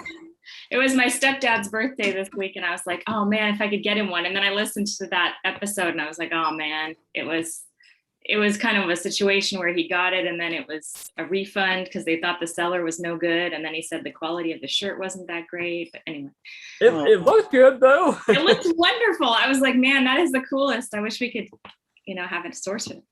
Yeah. And I got Bill Guthrie's letter if he's in the house. And Mr. William, your letter, I hope you got it, but it came back to me as a return to sender because I didn't put 10 cents additional on it. Oh boy. So I sent it back with a couple of curse words in my mind. I put 2 stickers on, 2 more stamps on it and sent it back. So hopefully you'll get it if you don't got it already. Okay, I'll be looking forward to it. And who else was there? It costs them more to send it back to you because then they have to send it twice. Exactly. They have to deliver it twice. Yeah. And who else sent me something? Curry, I hope he's got his letter a while back. But his letter is a little jumbly because I was typing on a typewriter that I had just gotten and I hadn't cleaned it yet. So I do apologize about that if it's a little jumbly. But I've cleaned it since and it types beautifully. And I got another typewriter yesterday. I put this on again on my Instagram, but I actually tried Facebook shopping place or marketplace again. And I got, this is the case for it, right? Underwood. That'd be a case. That's an Underwood. Yep. Yep, I recognize those. I used to have an Underwood Dual. That's probably an Underwood Leader or I put it up. What is it? Underwood Leader, Underwood Ace Leader. Yes, ma'am. Two-tone. Yep. Good for you. Well done. Yeah, but she's all gummed up and I've been working on her since last night. So she's pretty gummed up. I'm putting denatured alcohol. Really, I don't like doing that. But I got spirits too, mineral spirits, and even brake cleaner if I must. But that's what I'm working on right now. Pretty machine. Yeah, she was good. It was a lady who she was just selling it just to, she had it for a while and she put it up on there like 5 days ago. And you know how when it says 5 days, you're thinking it's already sold. Well, no. Thank God. I had to go out in the weeds and get it. So yeah, that's what happened with that Hermes 3000 that I got for Gregory. It had actually been up for a week and they reduced the price. It was crazy. I couldn't believe it, but it was in the middle of nowhere. So that was fine. That's exactly right. Oh, and also for Mr. William, I'm going to show you something. Y'all gonna think I'm crazy, but the other day I went and got this done. What is it? The Saint. Oh, and it's Roger Moore's actual signature on there. Whoa. Oh, cool. He's my the muse. original one. For those who don't know, he's my muse when I write. So. Oh, that's cool. Did he do the tattoo? Did I do what now? I'm sorry. Did Roger do the tattoo for you? Is that how he signed it? Oh, I wish, but no. It was a guy named Mark. Oh, okay. But yeah, I plan to do a typewriter next on my other arm and some more. Nice. So. Cool. What typewriter are you gonna get? That's a big decision. Royal, probably a Royal 10 because I'm in love with those. I got like 6 of them. Oh shit. Yeah, shit. You sound pretty confident, so that's good. Yeah, 6 of them, but 3 only work. Oh, thank you. Oh my God, thank you so much. Oh my God. I really appreciate that, man. I really appreciate that. Thank You're you. welcome. It's very good. So much. I hope you like it. I have not started to read it yet. I just got it earlier this week, so. Oh, let me show you guys this too. I got this one. Dead Keys. Dead Keys. I got that Oh, one. yes. too. Yes. Yeah. I just haven't had time to read it at all. I just started the other one a while back and I haven't finished it yet. I mean, because I'm so busy. So, but yeah, so far that's it for me. Yeah, I got that one in the box with yours. The Dead Keys and with yours. Thank you. I appreciate that for real. Oh, you're welcome. Yeah, definitely. Since we're showing off books, I got this one. Oh yeah. What is that? That looks interesting. Joe Van Cleve's book. Oh, Okay, I see. Oh, okay, I gotta get that. Yeah. Excellent. Haven't started yet, but looking forward to it. Yeah. I'll get in touch next. I put in for another book with my publisher for infrared photography. It's called Memphis in Infrared. So I put in a, oh my God, my mind is going blank. But I did write to them and let them know that I want to do that. What do you call it when you're trying to write the book? A proposal. I sent a proposal for that. So wish me luck on that. Yeah, good luck. Good luck. Thank you. Good luck. Very good. I'm going to briefly make myself big here because I want to show something related to someone that is here today. So this is a postcard I received. It was the Postcard Exchange we did last month. I love this thing because we all know that Joe had done videos about you don't have to cover the address. It's on Type House, so. I know, but you know, there could be strangers watching. That's true. Fair enough. Actually, yeah, I forgot we're recording. Yeah, there you go. Yeah. I mean, it's strangers with typewriters. Yeah. Yeah. But yes, I was very happy to receive this. And he mentions Joe on here. So that is very cool. Thank you so much for that, Kyle. And with that, I will make myself small so we can talk to Kyle. No joke, no pun intended. Yeah. And Kyle, how are you? I'm great. Thanks for having me. I'm so glad to finally be here in person. Yeah. Because I usually just watch the replay on YouTube while I'm like at work. And so I'm on the East Coast, so it's a little bit harder. You know, my days kind of, started a little bit usually on Sundays. So actually had the time available today. So happy to jump on and be here. And it's been a lot of fun. So excellent. I'm so glad. And we got the two that are out right now. So, oh my gosh, this is heavy. And I got to turn this down. But I'm writing on her right now. I'm about to type on that right now. With a palm tabulator. I love her. And then, so that was my grandmother's, and we found it in her attic after like 30 or 40 years, and just a little bit of cleaning on the in the segments, and then that was working fine. So that was exciting. And then the other, everyone knows what that is. It's got a little Hermes 3000. Yeah, little rough on the paint on the case, but otherwise it types like a dream. As Gregory very well put, I described it perfectly, and that was kind of how I felt when I first got it. It's as soon as you type on it, you love it, and it's amazing, and you know why people are all crazy about it. So, so that's what's been going on, and that's mostly it. Well,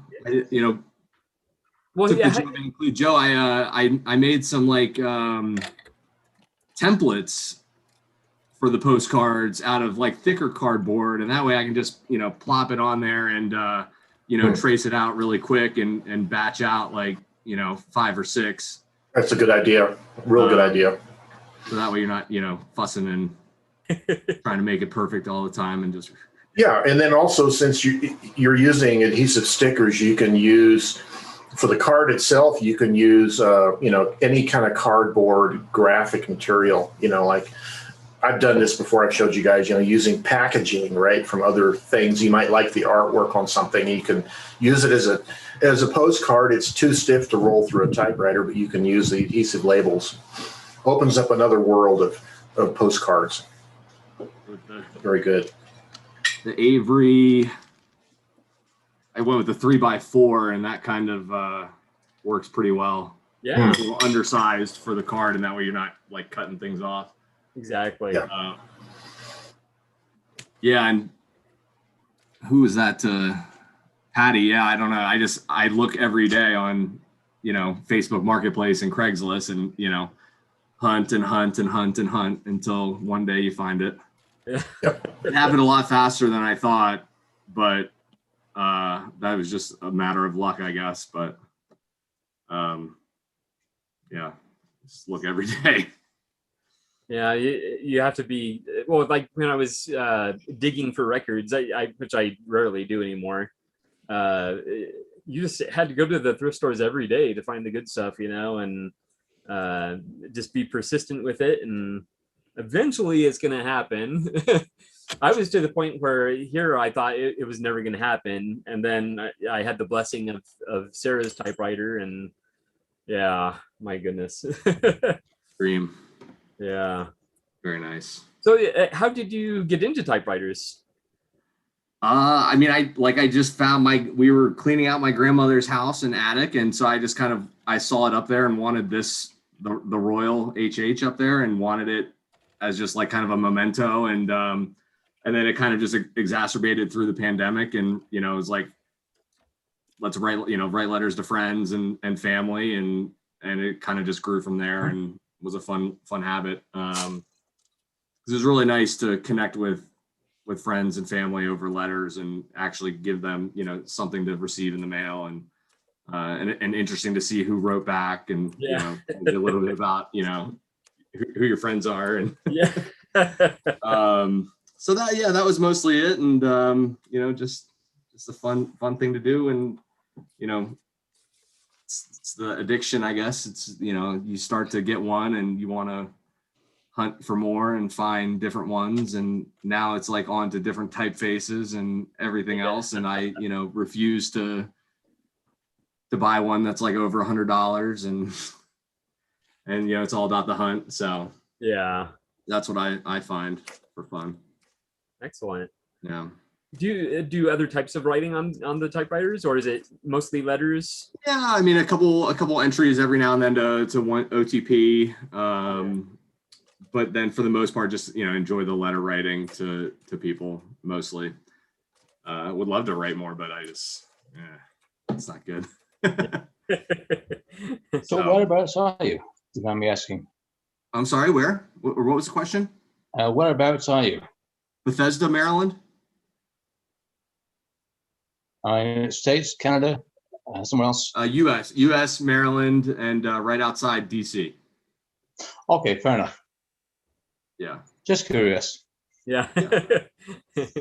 We are international here at Typewriter Club Live. Yeah. I live in New Hampshire, so I'm like sort of closer to you than probably most of the people on here. Yeah. There you go. Yeah. It seems like most of the people are West Coast, at least in the US, it seems like, or Western states. Yeah. And being from New Mexico, we always have to remind people that we're actually part of the United States, There used to be a column in New Mexico Magazine years ago that was titled, "One of Our 50 is Missing." And it was always about people from other parts of the country who thought that you needed a passport to get to New Mexico. North Mexico, they call it, right? North Mexico, El Norte. El Norte. That's right. Oh, that's funny.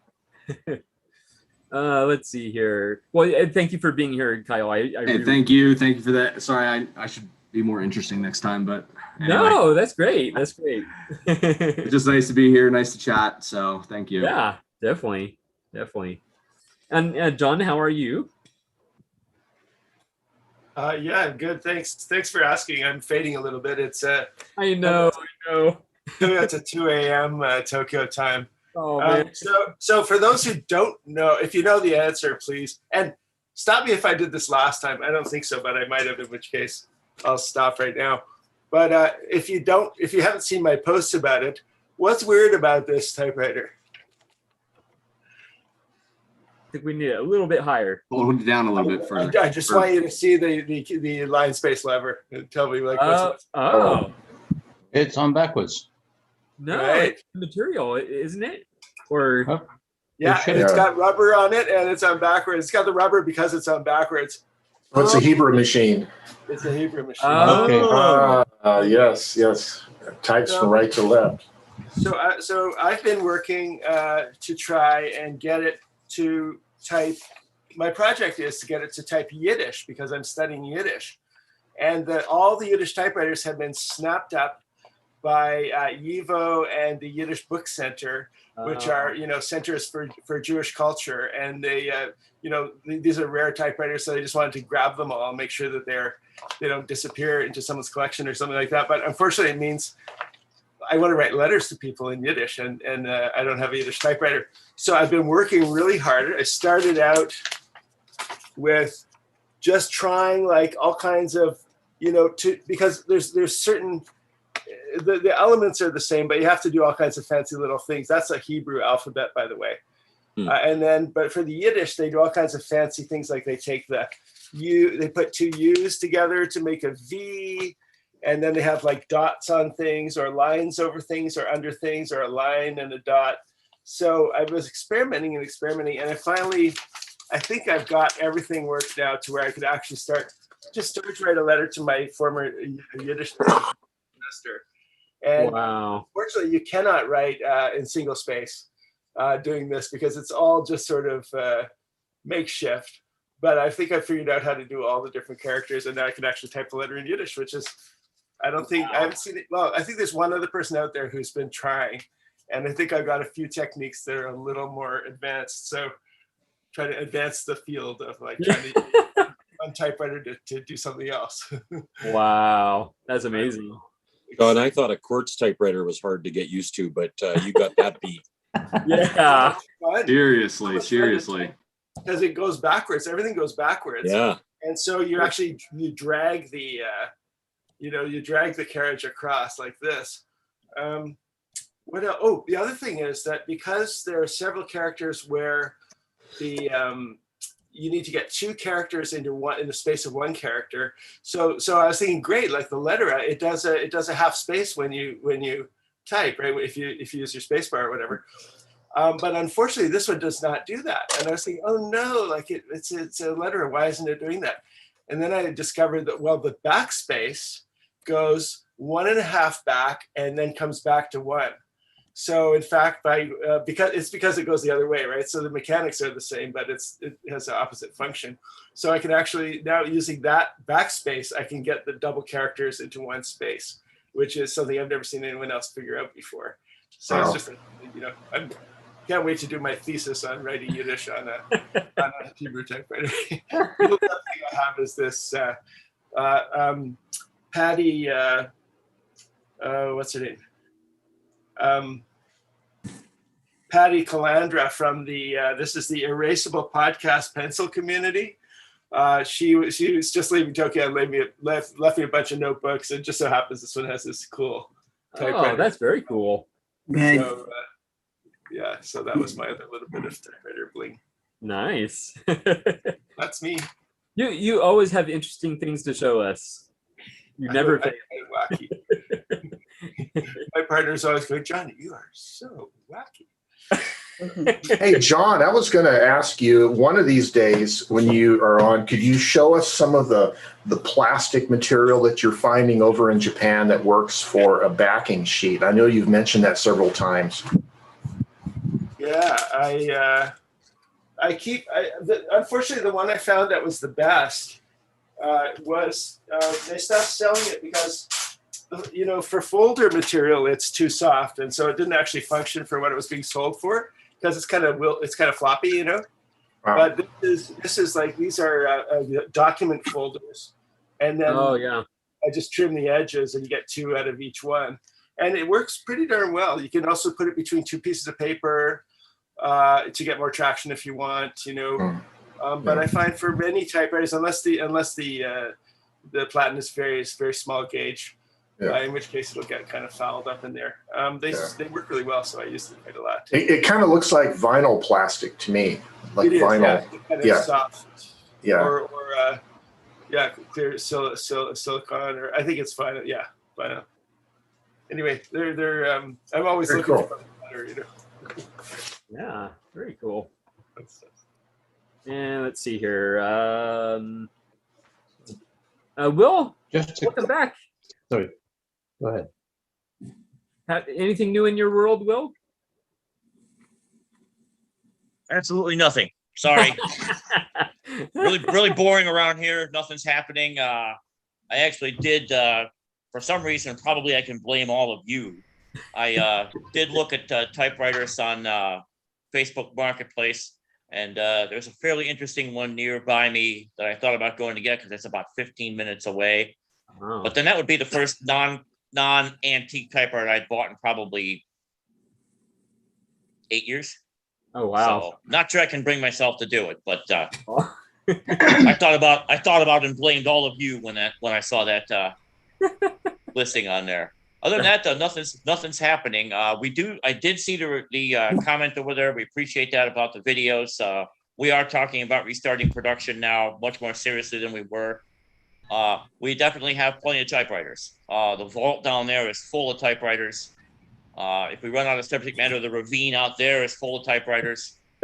So there's plenty to write about, and definitely we did get the contact about one of the more eclectic type of things, and that's what we'll be focusing on. Excellent. Thank you, Gregory. It's nice to be here. Yeah, definitely. Will, if that typewriter is only 15 minutes away, just go get it. We'll wait for you. Well, it's kind of raining out there, and I don't have cash on me, and Venmo and umbrellas is for. You just have to say, like, don't you know who I am? And they'll give it to you. Yeah, that and $5 will get you a cup of coffee around here, John. So it's not going to help. Yeah, it's not going to help. It's at a budget price though, because they don't know what it is. So wow. Well, my goodness. Sarah, anything new in your world? Oh, hi, Gregory. I know that was rather abrupt. Sarah. No, it's okay. My mom was just texting me and telling me I talk too much and I should let everyone else talk. So I was sitting there like beating myself up. Anyway, trying to hold back. You're doing fine. Yeah. Anyway, I got 2 typewriters in the last 2 weeks or so, I guess, or week and a half. One was at a thrift store, and I didn't expect to find any because in California it pretty much never happens. Like you don't walk into like Goodwill and find a typewriter unless it's an old broken down electric that is not desirable. But I walked into Savers last week during the 4th of July holiday thing, and I noticed a case that looked a lot like a holiday case underneath a whole bunch of stuff in their jewelry section. And I asked to see it, opened it up, and it was this almost immaculate blue, alpine blue, silent super with Corona. And I said, I'll take it. And it was $59.99. So that was pretty awesome. Yeah. But again, like that never happens in California. I'm telling you the truth. Like I had gone to antique stores down the street and everything was $150, $300, for stuff that was falling apart in terrible shape. But at this particular place, that one particular day, for the first time in over a year of searching, I did find one typewriter in a thrift store. So there you go. And it's a great machine. I really like it.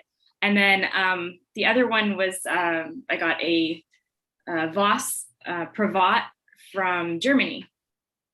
And that had taken over a month to arrive, but I got a pretty decent price on it. And it was like, with the original case, the manual and all that stuff. So I'm working on that. Interesting typewriter. Well done. Thank you. Yeah, I love the Voss. I've been wanting to get a Privat for a long time. And this one was affordably priced, I think, for what it is. And I actually got it on Etsy, but I find that when I order from Germany or the Netherlands, the prices are cheaper and I've been able to get some nice ones. So, Sarah, was it a Privat seller or did you buy it on a storefront? You're so punny. Sorry, I'll just mute myself again. No. I like your introduction. Stupid humor. What's the case look like? I mean, I've got a couple of the ST 24s and S24s. Is it like that, or is it something different? Yeah, let me grab it. One moment, please. To do on hold music. Should be a zipper case like a lot of the couriers, Oliver Courier, stuff like that, if I remember mine. Okay, let's see here. Oh yeah. It's paper out. It's got almost the same body style as an Oliver Courier too, looks like. It's one of these little kitties. That's a Patria family machine. They're Okay. They're the same. cute. That's Oh. depending on the serial number. That's made after they I sent love the the tooling taste. for the courier to Germany. Correct. Yeah, they don't have the plaid interior that I've seen on some of them. And I think this particular Voss may be one of the newer versions because it has the plastic, you know, in some of the versions of them, I've seen them to have these sort of round machined balls for levers. And these are more like Bakelite or something. Yeah, they You know blew what a I'm lot of talking money about? right at the end re-engineering that machine. This stuff here, these little buttons. I've seen other reviews, like I think on Quick Brown Fox, they had a similar machine, but it had the word Voss across the middle and on the paper table. And then it had machined round balls for these levers. But these ones are slightly different. So it's very nice, but it's not quite as fancy as that one, I guess. It's blingy though. It's got more chrome. It's nice looking. You want to pinch your cheeks. Very pretty. Yeah, it's a beautiful machine. I really like it. It smells a little bit like pipe tobacco. That's a good thing in my book. It smells like someone in Europe was typing on it, you know? How does it type? How do you like the touch? I like all of the above.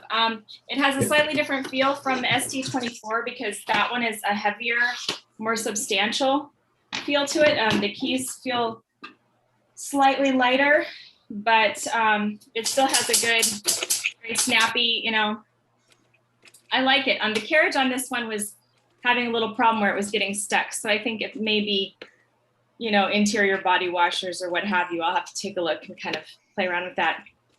But I sprayed Neutral on it yesterday, cleaned it up really well, and it seems to be functioning nicely. And I love the, it's like, this kind of reminds me of school lockers. This like crinkle. Oh yeah, yeah. But it's like a hammered finish. Really nice. So anyway, that's my latest treasure. Good work, Sarah. Thanks, boys and girls. Thanks, boys. Very good. Well, thank you so much, Sarah. Thank you. All right, and Eric, how are you? I'm well, thank you. Very. Hey, Eric. Eric. Hey, Natasha, how are you guys? Highlight of my week is getting this from Bob. Yes, yes. In my favorite color. Nice. Orange. Oh. But that's about it. That's all the typewriter news from Atlanta. That's okay. That's okay. I'm really glad you ordered those in orange, Natasha. I love the orange. Yeah, well, and I didn't know, but I mean, maybe lampshades. I think your lampshades look pretty orange in the back. I love orange too. That's my favorite color. Natasha, All right. Pink and purple and rainbow flag. Like Natasha's got the ideas. I really need to hire her as a product consultant. You know. Yeah, I have done fashion design, so yeah. There you go. I know fashion design, so. I love it. Thanks. Yeah. Hey, where do you get the Joe Van Cleve book, The Loser's Blend? Yeah. It's a private publisher, I believe. I just found Actually, if you go on to Blurb, just go on to Blurb and look for Joe Van Cleve, and you'll see it there, and you can order it yourself. It's print on demand. All so right. Just order a copy. Yeah. Is it similar to your Cold Hard Type story? No. Well, it's sort of the same universe, if you will. Yeah. Fantastic. Yep. All right. Can't wait. And then on there, you also have some photo books, right? Oh yeah, my first couple Blurb books were photo books, sort of street photography around my hometown. Yeah. So. Yeah. Excellent. Excellent. Yep. That's cool. Very good. And let's see here, Angela, how are you? I'm doing well. Excellent. Very good. I don't have any new typewriters, not for lack of trying, but there are plenty for sale around Maine, but they're all overpriced, even though nobody seems to be buying them. I did get some onion skin typewriter paper this week. Nice. It's not what I would prefer. It's legal size, and it actually has the 2 red lines down the side. But it's vintage paper that, it's hard to get. So I went ahead and got it. Yeah, definitely. I find it very fun to write on different kinds of paper. It's kind of like writing with a different typewriter, it's a different experience. So I have a lot of fun with it. So I perhaps someday when you write to me, you can write to me on that paper. Okay. I have written to you. You just haven't written back. So, Actually, if you haven't received it yet, you should be receiving it very shortly. Oh, good. It's been in the mail. So, yeah. Hopefully to Maine, not Virginia, but who knows? Yeah. If it went to Virginia, I'll get someone to send it up to me. Oh, okay. It's confusing when I have 2 addresses. Oh, I'm not sure which one I sent it to. Yeah. Well, it was probably the one on your letter, actually. Yeah. Well, I made a letterhead that has the 2 addresses on it and where I plan to be for the foreseeable future. So, this place, these dates, this place, these dates. So it helps a little bit. Yeah. I had another typewriter pen pal that was living in multiple places based on the time of year. So I never knew where to write her. So, but usually, after a year, I get a reply from her. So, because she's back at that place then. Well, someone's living in my house, so any mail that comes there, I can have him take a picture. My brother's living there. Take a picture and send it to me. Very good. Get it. Yeah. Excellent. So, is onion skin hard to find? They don't make it anymore. Well, because a friend of mine gave me this for my birthday. Oh, yeah. That's some new onion skin. Cool. Oh, wow. Yeah. Oh. I just got some onion skin from Etsy from a seller that said it's not vintage, but it's made with typewriters and fountain pens in mind. Oh, cool. And I just got it, and I've typed like 4 letters on it, and I'm really happy with it. I mean, it takes fountain pen and typewriter ink beautifully. It doesn't have like the cockle finish. It's more smooth, which I like. And I mean, obviously it doesn't really show up that well on here, but I mean, here's something that you can maybe see like how thin there it you is. go. Yeah, that's good. Yeah.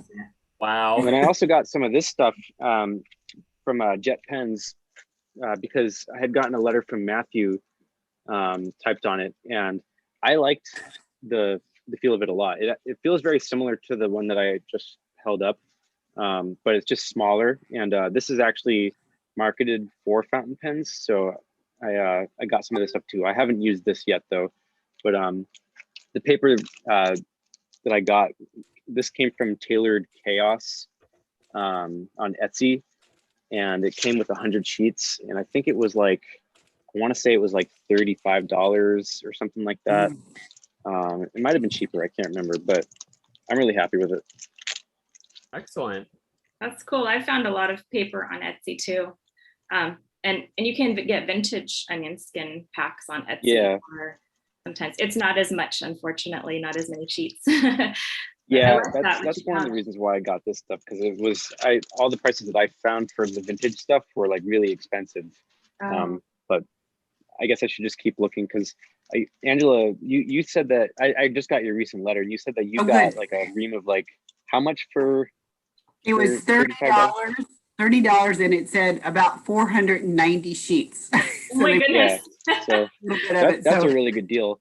Yeah. And thank you, by the way, for including some sheets for me to try out. I look forward to, You're welcome. to trying it. Cool. At that price, you could break it apart in small packs and resell it on Etsy. I know. I could share with my friends too. There you go. If for people at the typewriter gathering in Virginia, that's something I can share there. Or I don't know if we can sell packets of paper there. It might be something I could do. Yeah. You know, I think there is a symbiotic relationship between fountain pens and typewriters, just in terms of the paper, right? Because since they're still making new fountain pens, they're making paper that are fountain pen compatible. They seem to be pretty well typewriter compatible also. Yeah, I typed on some Tomoe River paper with Matthew and a few letters too. Just that first I tried typing on Rhodia, and then he typed back on Tomoe River, and then I typed back on Tomoe River, and then we found out that Tomoe River is talking about possibly shutting down. So we were like, well, maybe we shouldn't type on it because it's yeah. That's funny. Very good. Oh yeah, there you go. Yeah, there was a question about which paper Eric Tidd was showing, but they covered it in the comments there. So yeah, excellent. Now I haven't mentioned the typing prompts. Does anyone have a typing prompt? Sadly, I do not, because my day yesterday just wiped me out. My morning especially, I spent 3.5 hours at the vet getting vaccinations for one of our dogs. Oh. And it was just insane. They only do it 2 days a week for 2.5 hours each day. So like everybody in the city comes, and so it was a long wait in the car and sometimes outside, and it wasn't, the weather wasn't too bad yet. It was probably in the 80s, but when you're out there for that long, it wipes you out. But does anyone else have a typing prompt or any I'm working on mine. I just need a few more minutes. Okay. Excellent. And oh yeah, it's coming on my screen right now. Today's typing prompt was the greatest summer of my life. That's what it was. The greatest summer of my life. And this is one I would have liked to tackle actually, but I had no energy. I think I was dehydrated actually. Yeah. You can always write it another time, Gregory. You don't have to write it by the end of Typewriter Club. That's true, huh? That's true. Good point. You just don't get any stickers. Oh. Yeah. Wait, you did. He has all the stickers. We're actually almost out of the keychains. I think we have 1 or 2 left. So either I need to order more of the keychains, or maybe something a little different. I might even try doing a bigger prize, like a T-shirt or something, or a tote bag or something like that. Just like a one-off, not every month. That would be a drawing for a very expensive typewriter. Yeah, there you go. Do like a coffee mug or something. There you go. That's a good idea. Yeah. Oh yeah, people would be into that for sure. Yeah, good point. There's too many coffee mugs, that's for sure. Yeah. There Joe's showing his. Nice. I love it. Glorious black and white. That's great. Very cool. Yeah. I watched part of that show yesterday, that Bob's display at the museum. Yeah. I was sad about the audio. I know you were too, but everything else about it was pretty cool, and it was just a beautiful setting. Great to see so many people come out. Yeah. So here's what happened. So I opened the YouTube app on my phone to verify that I could do live, and I saw the live button there. So that told me, okay, the live button is there, so my account can do live videos. Well, when I got there at the event, I tapped on the live button and it said, your account does not support live videos. I'm like, oh no, what do I do now? And I was like, well, I could do it through Zoom, which I hadn't done Zoom on my phone in a while. And I have to say the Zoom app is horrible on the iPhone, maybe on the Android as well, but on the iPhone it's horrible. I mean, just the fact that you can only see 4 people at one time, that's pretty crazy. But what really threw me off is I forgot to turn on rather the use original sound. So basically, Zoom was trying to filter out all the background noise. Well, the background noise happened to be the speaker. Oh no. And, well, because there was a lot of echo and reverb in the room. Mhm. And so Zoom was just going crazy. Like it could not figure out what was the background noise and what was the speaker. So Yeah, but could be the the audio is- acoustics. The acoustics in that space probably too, because it's so open. Yeah, Yeah. yeah. So that was my big mistake. But Bob is going to be sending me the audio. He recorded the audio as well, which he says turned out okay. But I'm sure it's better than what I have. So I'm going to try and sync up the audio with the video and see how that works. But you know, that could be a little tricky. Yeah, I kind of think know how to do it. Yeah. I think the picture was excellent, and that's all that matters. It was a picture of me talking, moving my hands, and pointing at typewriters, and Yeah. yeah, it was very nice to have Gregory in the corner in that regard, filming all that. We'll have to do a better microphone system next time. And I Yes. really should have figured out what the reverberation in the room would have done, and maybe, anyways, we'll do better next time. That's for sure. Because it sounded great when you were in the room. Yeah. My voice Yeah. boomed and echoed like the 4th of July. It was just so Oh. exciting. But Yeah. That's cool. oh well. Maybe you just Yeah. need You a did what you could, and condenser it was- or something to wear on your shirt. I don't know. Yeah. Yeah. And I did have one. I did record it as an MP3 onto a program I have on my phone that I usually do, for my podcast when I'm interviewing people. And that worked real well. And it turned out real well. There's a little bit of background noise. There'll be the floor, as they call it, will be a little higher than I prefer, but I think it'll turn out well. And I'll ship it over to Gregory and he can sync it up and make it work and have fun with it. I'm not sure how all that works. Maybe Joe's done that with sound before, syncing sound. Yeah, what really helps is to, like, if you're using iMovie as an example, that's what I use.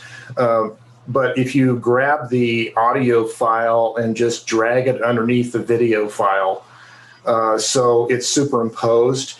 And if you look at the waveform of the audio track for the video, you'll see certain shapes of, sound waves. And you basically just want to align the two audio tracks so their shapes are aligned properly, and then just mute the soundtrack for the video. And you'll have just the voiceover part. The separately recorded part will be time synced. And then you can just render that as a separate. Probably, yeah. in this case, it might not work that well because the audio was kind of all over the It was place. so, yeah, but you might find certain gaps, certain parts of it where it's just a brief moment. Like all you need is one little pulse of audio that was loud enough. You can line that waveform up. Or the other alternative is just to visually adjust it so the lip sync looks normal on the speaker, right? Yeah. That's not a bad idea because my mouth is far from the camera. It's mostly my body. So these are good things. Yeah. Not that my body's much to look at, but it was very, Your mouth is far from the camera. That sounds funny. Right. Really, right. You really won't be able to see if my mouth is perfectly synced or not. But Gregory and I will have a lot of fun with it. That's for sure. Yeah. Yeah. It was still really cool to see you there talking, Bob, and I was able to make out a few parts, and I heard you talking about TypePals and Typewriter database, and Oh, cool. it was cool to tune in still, regardless. Well, that's good. Yeah, and that was a hard part. I wrote out like 50 points for this speech, but how much information do you give and how much information do you not give? I worked very hard to understand that the room was probably 60-70% people who do not touch typewriters, and then 30-40 fanatics for typewriter showed up. And so I didn't want to bore them, of course, with what this is and what that is, but I just wanted to make sure everybody knew that, hey, there's a lot of support out there, whether it's Typewriter database, whether it's TypePals, whether it's this Sunday morning, whatever it may be, it's all out there. Don't be afraid to play with the machines. And at the end of it all, I really got to have a lot of fun reminding people that typewriters are a choice, just like the type of paintbrush you use is a choice, right? So yeah. I really enjoyed your talk, Bob, and I learned things, even though I'm a typewriter fanatic. So you didn't bore me at Yeah. all. That means a lot to me. Thank you. Thank you very much. It was great to have you there. It was so. I actually will actually be watching it. I was out of town, of course, this last week, but I'm going to be certainly watching it and enjoying it. But I did have a chance to talk about typewriters to one of my cousins who was a skeptic. Oh. But, you know, a lot of people are. And of course, they always go down the logical path of arguing for computers versus typewriters. And I'm always arguing back that it's not a choice of one or the other. They're both simultaneously can be used, and they have their own best use case, you know, as we all know. I agree. Yeah, I talked about you a lot, Joe. So yeah, you did. Is that why my ears were burning? There you go. Well, mostly I said Joe taught me how to order salsa in New Mexico. That's right. I did. Yeah. Cool. What's the trick? We want to know. Oh, it's got a Christmas tree. Christmas. You get both red and green chili if you say order it Christmas style. Really? Yeah. I didn't know that. That's cool. Yeah. Great. Christmas style. Yep. It was really good fun, and that was nice because Joe has a great platform where it's very encouraging for people who don't use typewriters every minute of their lives, and how to build that relationship. You know, we all get to build relationships with everything around us. The things that are around us the most, we have the most relationship with, whether we like it or not. And if that relationship includes, I mean, my phone just needed an update, so I had to update it last night. And then I woke up this morning and it said, now you have to install the update. So I didn't get to use my phone for half an hour this morning, which is fine. But a typewriter, I would not have that issue with, right? So right. It's all the relationship of it. And just because it looks better, bigger, better, faster, sleeker, is it? Right. I don't think it is. So I get to the point in technology where I look at all the technologies and what will serve me the best, right? I don't have a TV in my house. I do. It's hooked to the VCR in a closed cabinet. I never have it open. I might pop in a VHS tape every so often, once a month to watch a movie with my kid. But for the most part, TV is not for me. I learned that a long time ago. So things like, for example, so typewriters work very well as a writing instrument for myself. If they can work well for other people, cool. And it's just the ability to remind people typewriters do not replace the computer. I use the internet every day. I'm using the internet right now, as a matter of fact.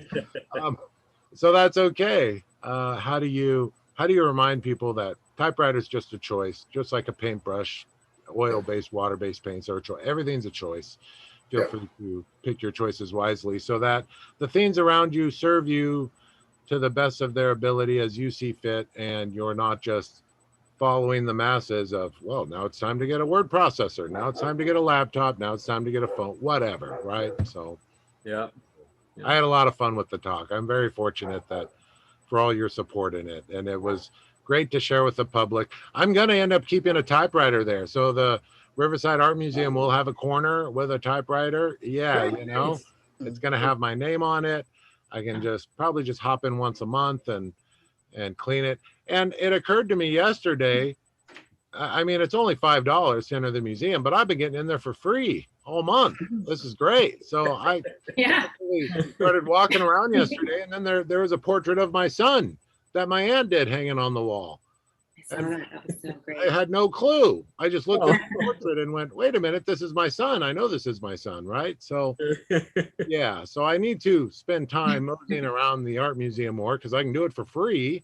Yeah. And if all I have to do is keep a typewriter there to do that, I'm in. I mean, this is good stuff. So be careful though; they might start adding to your workload there. I'll take it. I'll take it. Yeah, I came home with 3 typewriters yesterday from people who were like, "Oh, I thought I just wanted to bring you my typewriter to repair." I thought, well, it's a good meeting point. You're right, but I didn't bring any of my paperwork with me, so I've got all these machines. So. Wow. I'm excited. And I think it goes back to that old additive of, if you have typewriters in your car, lock your car, because if you don't, people will throw more typewriters, right? I've never felt more nervous than when I had 2 Hermes 3000s in my car in the back seat. Oh, I was so nervous to park anywhere, to stop anywhere. Even if they were under blankets, it didn't matter. I was like, this is like gold back here. It's like you have cash. It was so scary. I couldn't wait to get drunk. I just finished one of those the night before, Friday night. I gave it to my buddy Aaron, who's taking it to LA to sell, but it will be $1,000 machine. Wow. It's a beautiful 63. There's not a blemish on the paint. Wow. I mean, everything was perfect, and I just cleaned it, serviced it, got it going, just cleaned it mostly. It's always a freaking pencil eraser shavings and yeah. So I got all that out of there, and this thing rocked and came right to life, and I ran it through a few pieces of paper through it, cleaned the slugs, and gave it to him. So he'll take it to LA, and yeah, I think it'll do $1,000 easy. So you're right. Those things are. I should have taken a picture of the finished product, but and it had the brushes, and it had the original, had all the original paperwork. So I think that's. Oh, that's lucky. It's really good. That always adds a nice touch.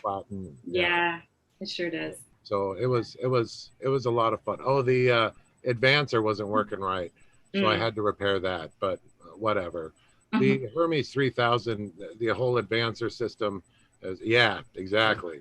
Exactly. Those things are work. And when you get a case that's pretty nice, it might have a blemish or two, but no major dings. Like that's what. And the thing types like the day it came off the showroom. I should have shot a live video at 4 a.m. Saturday morning of me just rocking this machine. It was so awesome. I was so excited to. Anywho, so I know the feeling. And I've got 4 or 5 other Hermes 3000s I got to get going. So. I'm excited. I'll get them all going. I get it. They're worth their weight in gold. Totally. That way. Yeah, I took that one down to our typewriter guy just to show it to him, the one that I ended up sending to Gregory, and he started typing on it, and you could just tell he was so happy. He just had that feeling of, oh yeah, this is how it's supposed to work. And I was like, yes. I mean, I had already serviced it myself and everything, cleaned it out. So I just brought it to show to him. And, when you type on one of those that works well, it just feels so good. Yeah, I need to stop by Gregory's and type on that thing soon enough. That sounds really cool. You should. Maybe you can toss in a new platen for him. There you go. So we should have a Sunday. We should have a Sunday where everybody that has a Hermes 3000 should use it that Sunday live on the air. That would be fun. It'd be like a choir of Hermes. That's right. Well, you're right. I haven't been able to keep them. Every time I restore or rebuild, resurrect one, it's sold the next day. People. In LA, my buddy Aaron has 20 people who want one, and they'll pay for it. And so, I don't see myself even being able to afford the typewriters I'm rebuilding, right? So, hey, what about us? What about us 2000s? Oh yeah, perfectly fine. Perfectly fine. What about us? One of those. We're like chopped liver over here. That's right. No, I desire having one of those. Actually, I have one that's broken that is basically not fixable. It's for parts, but I love the look of it and the feel of it. I would love to have one that works. Yeah, I've got one that's perfect. I just did 2 weeks ago, but it doesn't have a case. So what do you do? Mine doesn't either. Yeah, it never. The problem is they don't ship well. Those H2Ks, because they have that the material that the body is made out of cracks really easily. Unfortunately, it's like crystalline type stuff. You'll know what I'm talking about, Bob. Well, mine's metal. Mine's the one that I did is metal army green. Oh, yeah, mine too. Yeah, the early 2000. Yeah. Okay, mine's a little lighter color, but you're right. Apart. Yeah. It's like rock almost. Yeah. Go. Yeah, and it gets dry, and then the little rubber wears out, and so that's a perfect example of where I would use just a little bit of hockey stick tape to add just a little bit of drometer. So when you've got that plastic hitting the metal, you've got a little something in between them that keeps it from cracking and breaking, right? Yeah, you're not wrong. The old plastic will crack and break in that regard. Oh, well, actually, I mean the body itself. Right. The body of the typewriter. Right. Yeah. Right. And it cracks where it screws to the frame, you're saying, right? God, I should really send this thing to you. It's in my storage. The keys are perfect, so you could use them as parts for something else. But yeah, but the corners of it, like in shipping and stuff, broke, and so they cracked right off, like literally. So yeah, that's right. I remember you showing that. Okay, yeah, that was horrific. Yeah. Yeah. No. And that's the funny thing. All the typewriters I use are like that. They're beat to hell. I don't think they're worth anything to sell, so I just keep them around the house. That would make a good naked typewriter mounted on a nice piece of wood. And I would go for that. The only issue is that the carriage was like locked up. I don't know if you guys remember that, but when Goodwill had shipped it to me, they'd used a rubber band to try to secure the carriage. And when I opened it up, it had like literally one piece of packing material on it. One of the keys was off, and then the carriage was like swinging wildly. Then it all jammed up and it would never work again. And I tried a bunch of things on the tab rack and everything, and it was just a disaster. The escapement was a mess. So I could never throw it away because it's a Hermes, but I was like, oh man. Maybe Bob can fix it. Yeah, I want to send it to him. He can play with it. That'll be his new toy. Turn it into some art or something. Message me. I'll give you my address. We'll find the simplest and easiest way to ship it. That would be cool. Or it's on Type House. Oh yeah. Nice plug. Nice plug. On Type Pals, but of course. But yeah, I'd love to send that to you, and you could do some magic with it. I don't need it back. I just, for you to use it for parts or play with it or something. Yeah, I haven't really found a parts machine yet. I mean, I always find a way to get them going, even if I have to build parts or remachine levers or whatever it may be. And I do it in the motorcycle world all the time too, right? Yeah. And it's not engine stuff in the motorcycle world that I remanufacture, but anything on the side. And I've used motorcycle metal to manufacture parts for typewriters. So wow. Well, maybe you could bring it back to life because it's such a cool machine. So many things about it are beautiful. Yeah, no, I'm sure I could. That would be great. No, we'll figure out something good. I'd like that. Yeah, I'd like that. Hey, Sarah. Sure. One quick question while we are on the Hermes 3000s. I inherited my late mother-in-law's later model 3000. I noticed that when I type, the entire keyboard flexes in the middle. Whereas I have an early model 3000 where the keyboard is absolutely solid and every key just goes individually. Yeah. Is anybody aware of what might cause that? I've never had that issue. I've never seen that issue I'm so sorry. Yeah, that doesn't sound good. Okay. Right. I mean, it's got that sway to it anyways, where the arms jump out a bit. So maybe that has something to do with it. Yeah, that's a weird one. Yeah. I say that's on a 1969 model, and on the 64 model, the curvy one I have, the keyboard is absolutely rigid, not locked up, but rigid, and the keys strike perfectly. Yeah. Interesting. Maybe there's something in the frame that's cracked, or maybe a good examination, you might find something like that. I know, Joe, you have a 70s Hermes, right? Yes, I do. Yep. And it feels the same as the early 60s as far as typing. Yeah. Okay. I have one of the late 70s too, that last of the square metal body ones. And it's a beautiful machine, but I just love those curves. I just really want the curvy one. Yeah. It's so funny, the idea of those curves. Men did not want to use a machine that was curvy or feminine looking, for lack of a better term. I'm trying not to be a sexist pig, but these were the ideas at the time. So they made it boxy so it would attract to men, to males, because at the time it was okay for men to use typewriters as well as women, which was not the case 20 years earlier, right? So that's interesting. So they make it squarer. Only, these days we're all pretty secure in our sexuality, so it's not a big deal to type on a typewriter that symbolically has, these boob-looking things on the front. Right? I mean, they're very curvy. However you want to relate it, I don't know. But I hadn't thought of that before. Yeah. It was I read an article. I always figured men would love that because they love curvy cars. I mean, to me, right. We do know. We do love On it. the typewriter. I have heard the Hermes 3000 compared to the Super Constellation aircraft being the Super Connie was described as being the most curvaceous, sexy aircraft that ever flew. My That's the favorite. one with the triple tail. Yep. And there's nothing wrong with it. I think it's a great thing. You know, that's what makes the Hermes so desirable in so many ways. Yeah, I'm secure enough today to say I love pink typewriters and pink in general. Whereas That's 10 so years great. ago, I could never say that. That was a girl's color. Yeah. So I like the curves in a Hermes and I like pink typewriters and I'm okay with it. Even That's so even good. fuchsia. Hey, Sean, what about a pink typewriter cover? Cover? Like Bob. Totally. That was that Bob in a way.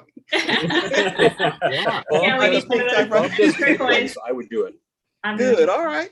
Yeah. Well, you know, Sean, you've probably heard this a million times, but in the Victorian era, pink was the color that they dressed boys in, and blue was for girls. I It only didn't got know that, switched no. around later. Yeah. Why did why- they do why that? the What a change? shame they switched that around. I know, right? Oh, I hate pink.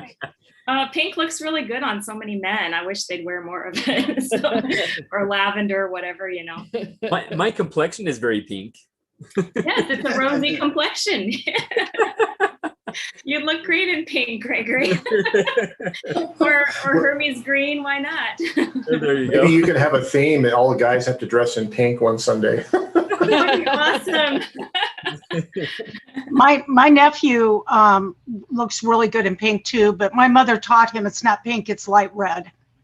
Oh, okay. So by wording it differently, it was okay. So then he would wear it, but he wouldn't wear it if he called it pink. Oh my goodness. Let's see. We have some comments here on YouTube. Let me put them in the chat real quick.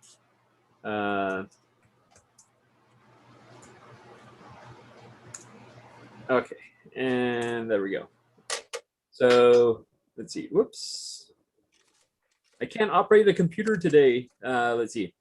Enrique Barales says, hello, everyone. I'm Enrique from Cancun, Mexico. Excellent. Welcome. And then Ted, he says, gah, sorry, guys. Had some great barbecue last night that didn't so much agree with my insides. Too knackered to do much more than watch today. Well, thank you for watching. So That was must have it been great rough. barbecue? Was it I really know. great barbecue? Some questionable barbecue. If Ted is concerned that his stomach gurgles will be heard over Zoom, then you know it probably wasn't good barbecue. Yeah. Oh, man. I'm afraid I fall out of the, I am not in the cult of Hermes. I had one and I sold it.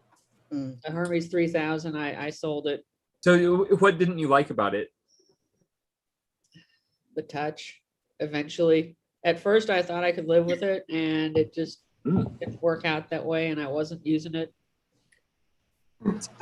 I was trying to figure out what it is about the touch. And so I kept lightly pressing the key, one of the keys. And at first it seems very, very heavy. But then once you get past the I guess the top of the arc, it just becomes very, very soft and smooth. So It's like butter. Maybe it was too soft. So this is something this is something that Kevin and I were talking about last week.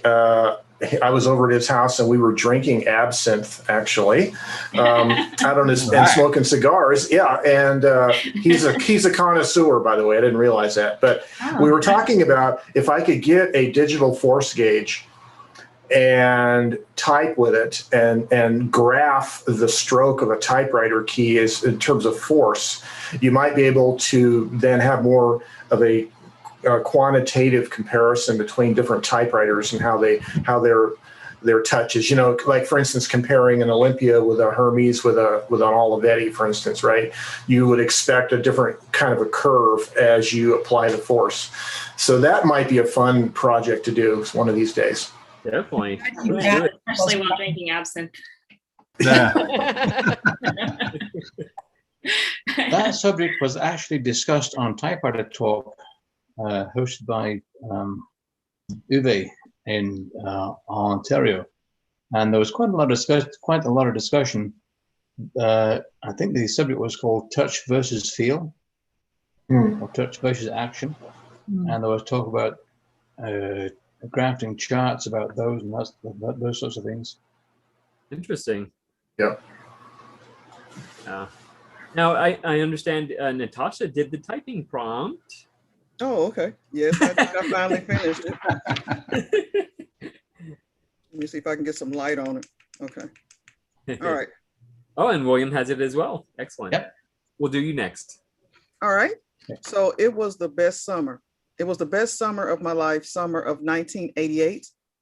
I was 15 years old and started working my first job for a program called City Beautiful.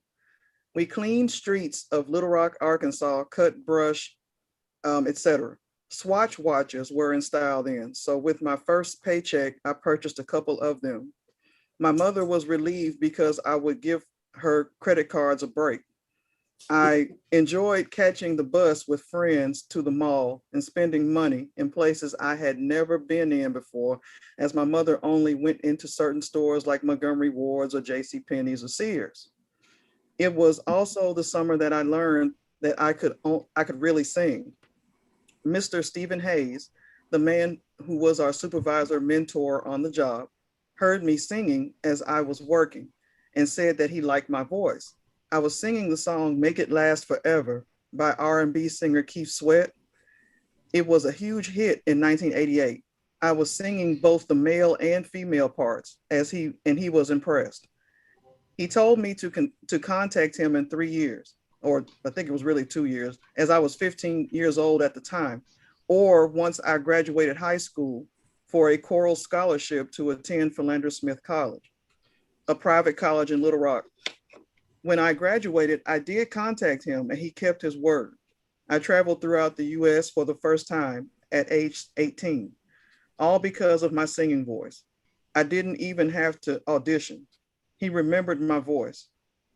So working and making my own money, riding the city bus with friends, buying Swatch watches, and earning a college scholarship, all combined to make the summer of 1988 the best summer of my life, besides the summer I went to the beach for the first time. Or was that spring? Oh, well.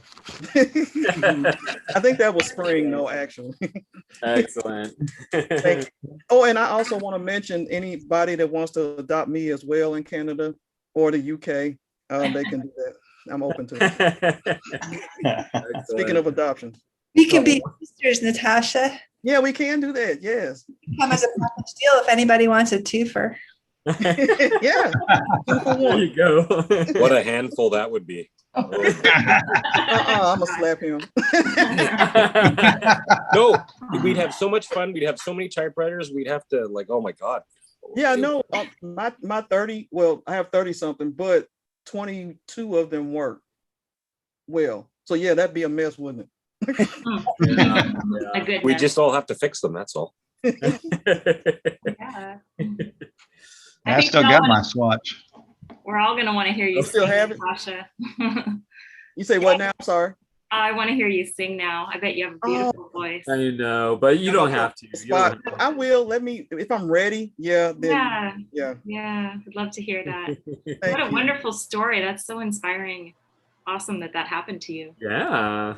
Yeah, I was singing both. If you ever hear the song, anyone that listens to R&B, they know Keith Sweat, and there's him and Saida Garrett, I think her name was. And so I was singing her version as well, and his, and you know how he sings. He's like, let me tell you how much I love you. Let me tell you. I mean, I don't sing like I used to, but I have to get into it. So his voice is one thing. He sings really nasally. Mm-hmm. Then, because I was taught through that choir that I was traveling with to sing from your diaphragm. Yes. So, but with him, it's like, let me tell you how much. But he was singing that way. I had to learn a whole different way of singing and projecting. So yes. But you learn all those ranges and different kinds of ways to use your voice. That's really cool. Mm-hmm. Yeah. Good for you. Thank you. And William, you had a typing prompt? Yes. A little bit of backstory. As you know, my parents broke up when I was 11 or 12, and Mum disappeared. And so my story, it was the greatest summer of my life. It all started with a letter from my mum in 1979 telling us that she had recently married a retired airline captain who was recently widowed, and the two had settled down in a small Ontario town of Wingham. The captain, as he was referred to, offered my brother and myself a 3-week holiday in Ontario, Canada, if we just bought the plane tickets. For us, it was a no-brainer, but we had a lot of resistance from family members in England, giving us all sorts of stories as to why we shouldn't go to Canada, even just for a holiday. Nonetheless, we bought the plane tickets with some hard-earned overtime money. One of the hardest parts was getting to the airport, but Dad finally conceded to drive us the 6 miles to the train station. From then we were on our own. The train from Worcester to Birmingham, then a bus to the airport and onto the plane. A McDonnell Douglas DC-8 stretch, registration CFCPP. I still remember that. I still remember the excitement I felt as I boarded that plane. We had to walk about 100 yards across the pavement in pouring rain and up the stairs into the plane. This is going to be my first experience of flying, and it was going to be a decently long flight, about 8.5 hours in the air. It had been raining steadily for almost 3 weeks, and the sky was dark grey with a rain cloud. We hadn't seen the sun or blue sky in well over a month. And yet, we were instructed to get a good pair of sunglasses. And yeah, good pair of sunglasses. As the plane rolled down the taxiway to the end of the runway, the rain just kept getting heavier and heavier, and the skies darker. I started to wonder if the plane could actually fly in rain like this. At the end of the taxiway, the plane turned onto the runway. All 4 engines throttled up with an authoritative roar, saying that they meant business. The acceleration down the runway was almost intoxicating, and on rotation, I felt like my seat almost dropped out from underneath me as I was well behind the wheels. As the plane climbed, all reference to the ground disappeared once we were in the dismal dark grey rain clouds. Then something interesting happened. Dark grey gradually turned to medium grey, then to light grey. The color change continued through off-white, pure white, and then it hurt your eyes bright white. Time for the sunglasses, and finally punching through the clouds into clear air with clear blue skies and sunshine brighter than I'd ever seen it before. Everything about that flight was new and exciting. We haven't even landed in Canada yet. When we left England, the temperature was about 7 Celsius, 45 Fahrenheit. We landed in Toronto and were met with 32 Celsius and 90 Fahrenheit and bright sunshine. Talk about a terrific start to a 3-week holiday. We had left England around 11 a.m. and landed in Canada 2.5 later after an 8.5 hour flight. It was around about 1:30 in Canada. Then it was a 2.25 hour drive from a 1973 Ford Galaxy 500 to our destination of Wingham, Ontario. By 8 p.m., our body clocks told us it was 1 in the morning, so we went to bed. We slept right through until our body clock said it was 11 a.m. in the morning, when in fact the actual fact it was only 6 a.m. local time. But lots was planned for that day. The captain had access to the use of a Rockwell Lark Commander airplane, which is very much like a Cessna 172, registration CFZYV, so it took us flying while the dew was still on the grass and the fluffy white, puffy cumulus clouds were just starting to form, flying over, under, and around those clouds, with the wing clips just kissing the clouds. Now and then is fun. That was just the first of many flights we had in small planes on that holiday, including a flight in an open cockpit de Havilland DH-82A Tiger Moth. I could easily fill several more pages with memories of that trip, but I'll stop here as I want to hear what others have to say. In closing, though, it should be quite obvious that that summer was great enough to make me want to move to Canada the next year. I've been here ever since. Excellent. Thank you. Bill, my only comment is you're lucky you made it over in CFCPP. that particular registration has a dark history, right? Oh boy, I didn't know that. Yeah, so originally that was a C-54, or what the Americans would call a DC-4, and it hit another aircraft over Moose Jaw back in 1953 or 54, and just disintegrated. So that was reused afterwards on that DC-8. But as soon as you said it, I was like, God, that sounds awfully familiar. But that aircraft, it's just a very sad story, right? It hit some other aircraft high up and then just rained down on Moose Jaw back in the 50s. Anyway, not to detract, but very interesting history on aircraft. That was the Big Orange. For those of you who like aircraft from back in the day, that was a CP Air, and that's when they painted them orange, 2 dark stripes of orange, light and orange, dark orange, and then silver. Yep. Great scheme. Absolutely. Mwah.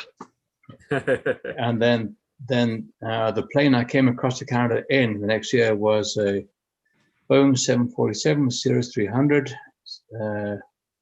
CGXRA. Was that a CP? Ward Air. Oh, Ward Air, yeah. Ward Air, yes, 747. I tried finding pictures of that plane, but I guess that registration has been reused on a small private plane now. Because I guess XRA was retired and scrapped. Cool. So I as you were reading that, it did remind me of my first time flying in an airplane. I was like 6 or 7. My parents were divorced when I was 2. So at the time I was living in California with my mom, and she sent just the 3 of us, my 2 older brothers and I, on a plane by ourselves to go back to Illinois, and my dad was going to pick us up over there. But I remember that feeling of going through the clouds. Yeah. And then you end up above the clouds, and it's like, you feel like you're in heaven. It's like, my goodness, what a view, it gives you a really interesting perspective on our life down here. I kind of like that song. I forget who it was by, but I've looked at clouds on both sides now, from up and down. Oh, was that Joni Mitchell? I think so, yes. Yeah, I love that song. Oh my goodness. Yeah, that's a good one. Yeah, if you ever hear when they play it in the movie, it's a Christmas movie. Love Actually. Oh yeah. Oh, when they play that, it just tears you. I love that. I mean, it's a terrible movie, but I love it. I know it. Sorry, I just love that movie. Bugging you. I'm a romantic. Sorry, guys. Yeah, we watch it every year, and part of the reason is because of that song. That song is, oh my goodness. Yeah. And then the scene with Mr. Bean where he's having them wrap the. Oh, I love that. I love the final flourish, and he puts in the. Yeah. Okay. Rowan Atkinson. Yeah. Love that. Yeah, very good. Yeah. Oh, so many good actors. Yeah.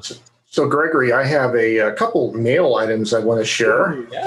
I went back to color here just because I wanted to share. A letter from James McCandless of San Antonio, Texas. So let me focus this close up. So he wrote this on Crane letter writing paper with a Crane envelope, which you may not be able to see is embossed.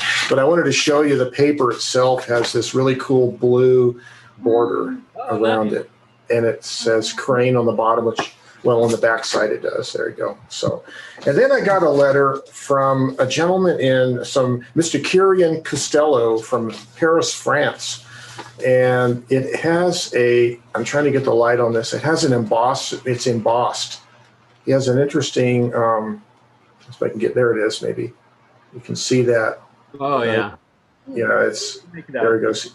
He has his own custom embosser that he makes. Anyway, this is really nice paper. He sent me a couple pages of this really super thin paper that he is asking me whether I like it or not. So I'm going to have to try typing on some of these sheets. And then our very own Emily sent me a letter with a typewriter stamp on it. So that's pretty cool. Nice. That is.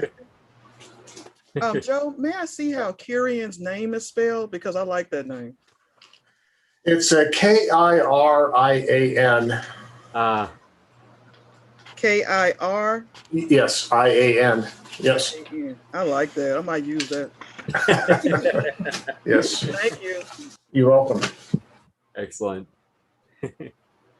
Very good. Well, thanks for sharing those, Joe. Yep. And let's see here. Did anyone else have a typing prompt? I think that may have been it. Or does it? I wrote, can I read it?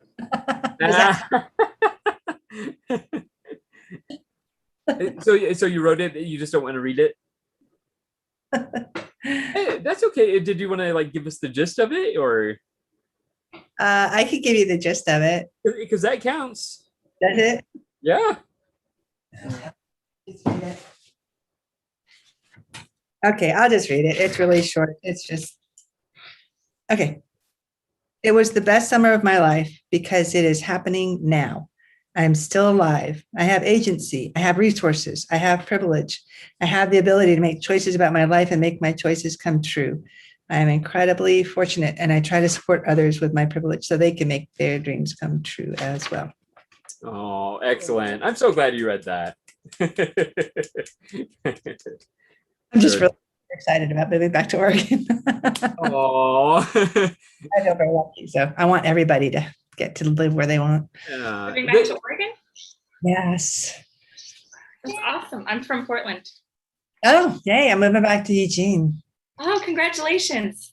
Hey, so excited. And you guys, we have I can't share my screen, can I? The house that we're buying, because we can afford to buy a house we can't in San Diego, which is a major reason for moving, but it has a dining room. It's about 10 by 10 feet, and it has French doors that go out to the backyard. And we decided we don't need a dining room. So we refer to it as the Typewriter Museum and Yoga Space. Oh, yeah. That's so awesome. Excitedly, while we have an IKEA in the same town we live in, I've been excitedly like trying to figure out which IKEA storage things would be great to make a really nice typewriter museum in that space. Yeah. And the good thing about you moving is you can still come on here. Yesterday, because I keep getting sad about leaving my different communities, and I'm like, no, actually, they're pretty much all on Zoom right now. Yeah. Everybody with me. So yes, hey, you'll just see a different background at some point. Yeah. I am very glad I got to meet you, though. That was awesome. So that was really sweet. There's nothing like meeting typewriter people in person. It's just, this is actually like, I feel like this is next best thing. And like the virtual Harmons and stuff was so great. And, because it's cool to get to do the Facebook thing. And this is really awesome. But Harmons was really incredible. I don't even know if there's even going to be more Harmons or not. I don't know if anybody knows that. Well, David gave us a little bit of a spoiler. Right. Well, he said he was going to do an online one, but I don't know if Herman is doing one at his house anymore. That's true. I think Herman's is temporarily set for October, end of October. And then, he threw a temporary date out in a chat in Facebook, but I don't think there's been anything formal on it. I'm planning on doing a virtual Herman's in February. Because February, I figure, people are kind of coming out of the holiday and, nobody's out and about. So that's a good time. The goal is to try to adjust times a little bit better so my international groups can also join in a little easier. Yeah, that's good. So I'm going to work on time here over the next couple of months, but my summer is busy, so I probably won't start thinking about it until September, October. Yeah, you have time now, so it's going to be in February. So Yeah, well, I've just been working, on my school websites here. So it's been nice to hear you guys. I've appreciated it. Keeps me going because I know somebody's watching me. Focus notes, but for typewriters. Yeah. Well, it is very nice having you here, David. I had no problem. I've had fun. I've gotten a lot done. Good. Continue. Excellent. Did anyone else have any questions or typing prompts or anything of that sort? I have something to share. Okay, that works. I think it was Brian that was talking about Goodwill and that they never have anything. And especially around here, I've kind of hit the Goodwills and there's never typewriters. And I ended up, this was a little over a week now. I went into our local Goodwill and I was actually looking for a shelf, not anything to do with typewriters. And there on the shelf were 2 typewriters. There was a Royal KMM and a Royal KMG. And I was so shocked that I barely even looked to see if they worked. They were just all of a sudden I was like driving home and they were in the back seat. And I was like, oh my God. Day. Yeah. And the funny thing is when Natasha was talking about how, Roger Moore was kind of amused, it made me think that that show Murder, She Wrote with Angela Lansbury, I just love that. And whenever I see that, I just get so inspired to write this whole mystery series. But I always wanted her typewriter, which is the KMM Elite, because they do that zoom in, of the typeface. And I was like, oh, I want one of those so bad, and that's what it is. Awesome. And it's right here. It works. Okay. Congratulations! That's so great. I know. So exciting. Sean was talking about the sepia colors. Hey, beautiful.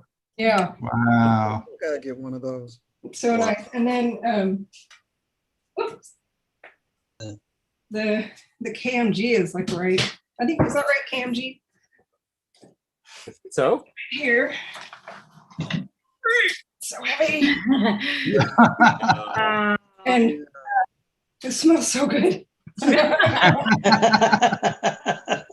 And this one works so nice. I mean, it's beautiful. And inside, it says, under the hood, it says special agent. No way. Wow. Yeah, it really does. So I was like, there's a story behind that. I don't know. Wow. That's awesome. Yeah, but I am so over the moon about both of those because it's been a dream ever since I started. That was like, that's what I wanted right from the get-go, just because of that character that Jessica, writing on that typewriter. So yeah. And then I saw Joe get one, and Eric got one in the background all the time. I was like, oh, I want one so bad. Yeah. So I couldn't believe it was at the Goodwill. It's just crazy. Oh. And you don't want to send these in the mail because they're so big, and I've heard horror stories, so I kept passing them up. But yeah. So anyway. Wow, that's amazing. Congratulations. Thank you. Yeah, you were the perfect person to find them. Yeah, I think so. Well, and the guy said, I was like, do you get typewriters in here a lot? I've never seen him in here. And he's like, I've never seen him in here. And he was all like, what are you going to do with it? And I was like, you're going to write on it. Write on it. Yeah. And he's like, really? He's like, so, I was like, I don't know. I didn't know what to say to the guy other than, yeah, it's distraction free. And he's like, yeah, but isn't it really hard on your fingers? And I was like, I'm used to it now. They're so nice to use. So yeah. I know. And I was like, in hindsight, I was like, just go watch California Typewriter and you'll understand. Yeah. That is so neat. Congratulations, Kelsey. Thank you. Yeah, super. Glowing, Kelsey. It's really fun to see. I know. Well, and I was thinking, Gregor was saying like he found his typewriter, and I was like, that's so cool, to find something where you sit down and you're just like, yes, this is it. And Joe keeps talking about how, if the typewriter disappears, yes, that's a good typewriter. And I agree with that. And especially this KMG, and it's got the tombstone keys and it just disappears. So yeah, love it. And it has purple, it had a purple ribbon in it. Oh, That still worked really great. I mean, it's just everything about it. And then the special agent, I don't know. What are the odds? Wow. I know, pretty cool. So anyway. Excellent. Yeah. Does it have any other markings other than that special agent? Is there anything on it elsewhere? Not really. No, it's just right inside. I don't know if you can. I mean, let me see if I can. Use it. Where? Okay, yeah. Don't point it out because you'll probably drop it. But I don't know where it is. Secret agent. Secret agent. It's on the left side, right behind the ribbon. Okay, don't give yourself a hernia. That's okay. I have a little. Yeah. Anyway. You're like, oh shit. The veins coming out on your forehead. we don't have insurance on this. Typewriter hernia support group. Yeah. Kelsey might be a railroad typewriter. Yeah, I don't know. The special agent typewriter. Yes, railroad police officers in the States have been called special agents since probably the late 50s. Yeah. So like when I worked for CP with the police service, all of our US folks were special agents. Yeah, you can assume it's, the FBI or Treasury or all those cool untouchable stuff. And it might be, but who knows, Yeah. Yeah, it just made me think of like what is that? NCIS. Very special agent Tony DiNozzo or something. Yeah. Special Agent Kelsey. Yeah, that's right. I know, it made me think of Natasha with the whole, because Roger Moore, I loved him as James Bond. I mean, he was my James Bond. So yeah, just love him. To be honest, he wasn't my favorite Bond. I love Sean Connery. Roger Moore. I mean, I'm sorry, I love Sean Connery. Yes, I'm sorry. But I loved Roger as the Saint. That was oh my God. When I first saw the Saint and I saw him, I was like, I didn't even put the two together. I think I said that probably in one of my writings. I didn't even put the two together. Like, that's the same guy from what? So I'm in love with that guy. I'm sorry. Oh yeah. Well, see, we weren't allowed to watch kind of racy stuff like that, but my dad liked James Bond. And so we got to watch those. So I was like, it was like so amazing to me because it was the only thing like that we were allowed to watch. So big impression on me. Yeah. Excellent. So thinking about the special agent in there, I got a Royal QDL and it's got the guy's name and social security number engraved on the space bar. Oh my goodness. Well, I'm going to take it. What do you do with that number? you go get checks at the office, don't you? You get a check. Yeah, I'm here to collect this. Birthday, I think. You could use the typewriter as your social security card. Can you read that? Let me zoom in on you real quick. Oh, there we go. Wow. Very nice. That is so cool. That's easier than lifting that thing. My goodness. Yeah. It was a great effort, though. What I do for you guys. I know. Yeah, and I wanted to thank Joe too for that. I think it was his latest video. My YouTube has been like showing like old things. Like there was a thing of yours, Gregory, that you had the orange pen and then the orange cartridges that didn't fit in it. And I was thinking right away, and it was like a year ago. Yeah. So the one from Joe was like deep thoughts or deep thinking. Deep thinking. Okay, good. Yeah, that was really. I love that. Well, thanks. Thank you for doing that. It was really well done. Yeah. That was one of those ideas that came to me in the middle of the night. And I usually have some kind of a writing tablet system set up. And I did, but my book light needed to be recharged. So I couldn't write it down without turning a light on. So I just tried to remember it. And I woke up the next morning and I couldn't remember it. But I sat there for about 5 minutes and finally it came back to me. That was, that idea. So that's a pretty old video, eh? That's when Joe had like a big puffy, dark bouffant of hair. Oh, and that was his camcorder thing the other day. That was my camcorder thing when I weighed 130 pounds instead of 200 and 20 or whatever I weigh now. I watched that 4 times over, getting close, going, wow, look at Joe, like a long time ago. That was cool. Yeah, I have some more of that footage somewhere. Awesome. I love those camcorder videos you're doing. Those are Oh, awesome. thanks. Yeah, that's just a little silly idea I had, just to do really brief, short little things. Well, And, YouTube has launched a feature. I think they're called Shorts, actually. I guess they're supposed to be a minute and under, and yours would qualify for that. I'm not they sure. would, yeah. They're trying to compete with some of those other social media platforms, right? Yeah. Yeah. Yep. Yeah. Welcome to Mike. How are you? I'm doing fine, thanks. How are you? Very good. Very good. Good to see everybody there. Yeah, good to see you too. Yeah, I see Anything some new people that. What do you say? Anything new in your world? Well, I had one thing that I got. I mean, I went and got a Skywriter, which I'm sure you've all seen, but came with this, and so. Let's see. Ooh. Oh, interesting. Is that on the LPs? Yeah. Oh, yeah. And so anyway. Oh, cool. Oh. And apparently you could send away for it when you bought the typewriter. That looks minty too. Yeah. Well, it's, I mean, I haven't listened to it yet, but it's in pretty good shape. Easy It's listen. got the LPs in it. Very cool. That's an excellent thing. I haven't listened to it yet, and I've been typing for a long time, so I don't think I want to change any of my old habits. But Yeah. Maybe you could smoke some cannabis before you listen to it. Joe. The best records were that way, right? Play them backwards. Play them backwards. Yeah, we used to do that.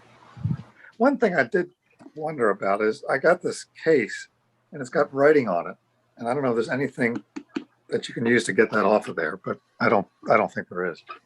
Wow. Is it like etched in the case, or written like maybe a Sharpie, or? Yeah, it's like a Sharpie marker. Okay. Well, sometimes, go ahead. like rubbing alcohol sometimes works on that. Yeah, it lightens it, but it doesn't get all the way off.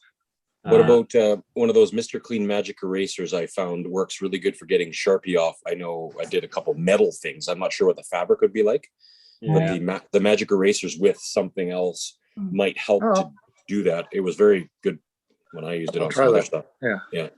Yeah, that's interesting. Some people, go ahead. Some people just keep it for provenance or for, That's just what I was going to say. Or add your name to ugly, it. though. Yeah. There's a guy's name and his address on there, not his address, but his city on there. So Yeah. Yeah. There's some vinyl. Go ahead. There's some vinyl dye you can get from auto parts stores, but it's like a spray can stuff, so you'd have to do the whole thing, and I don't know how that would work. Oh, yeah. And once you do it, you're kind of committed. So. Exactly. Well, they have these. They're like paint markers intended for touching up like furniture. Yeah. You could try that. I don't know if you'd be able to get something quite that color, but it's an idea, though. Yeah. Yeah. Well, yeah, thank you so much for joining us. Oh, I see a puppy there. Mm-hmm. We have to get our puppy cam going here. Excellent. She doesn't like cameras. Oh. She's beautiful. But she likes laps, so she's doing it. Yeah.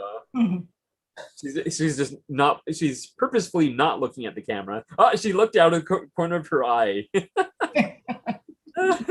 That's so funny. I'm definitely a dog person, so I had to do that. And Lucas, how are you? It's been a little while. Hi, can you hear me? Yeah. Yep. Oh, great. That means my microphone's working. Yeah, it has been a long time, and I overslept this morning. I totally forgot it was Sunday, and I thought I'd just hit the tail end of the meeting, Yeah, definitely. Oh my Lord. Now, I've been noticing more videos from you, quite a few more videos from you, and I have to say, I'm really enjoying the production quality. Thank you. I've been working hard to try and create something that looks a lot nicer, and it really emphasizes that the kind of work I do is a little bit nicer. So I've just been putting a lot more effort into it, spending multiple hours on each one. Yeah, yeah. As Joe knows, they take some time. Yeah, it's at one point I was even recording the audio separately, but that was just too much work, so I stopped doing that. Oh yeah. Yeah, my videos are pretty much just kind of thrown together. I just do the the top down view. I have other channels. Tempting. It's easy. It's quick. Yeah, that's true. But I love your videos though, so I'm really enjoying. Thank you. So definitely. Yeah, so I'm glad you do. I was hoping that people would. Yeah. And feel free to. Are you a member of Typewriter Club Live on Facebook?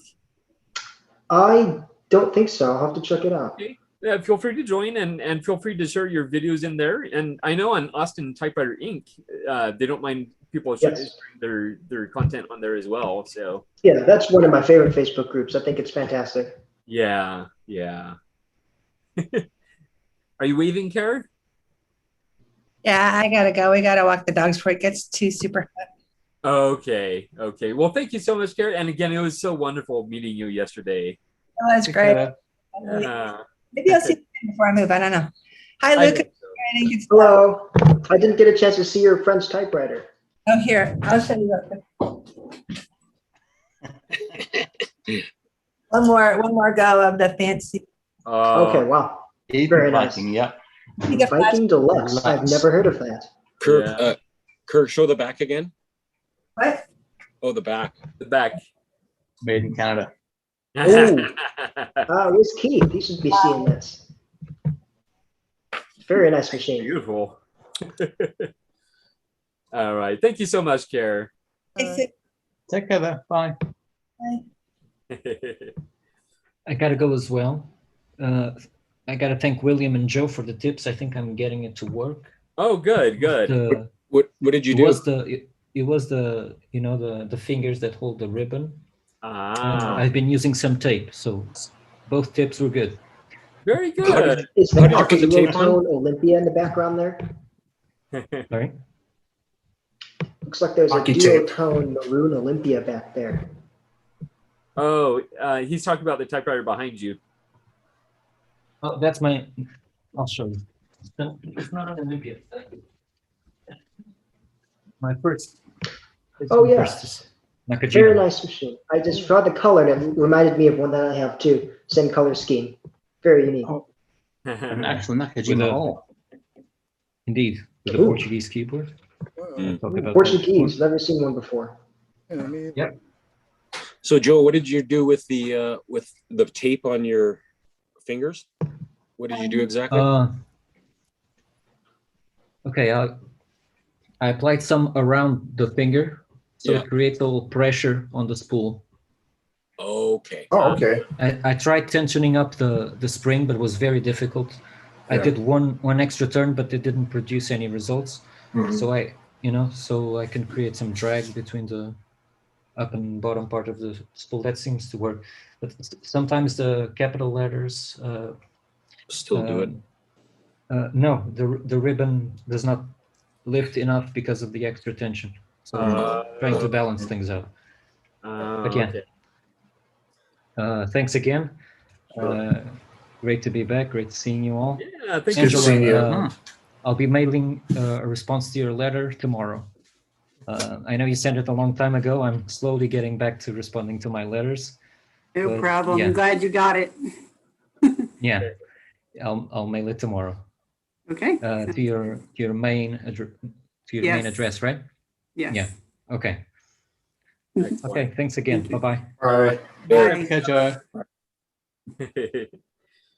So, Kelsey, I have your platen and your line fan knob just about ready to go. Hope you'll go tomorrow. Yay. 6-page letter with that too. So. Oh my goodness, thank you. Wow, excellent. Did you get my email that I had that type letterhead?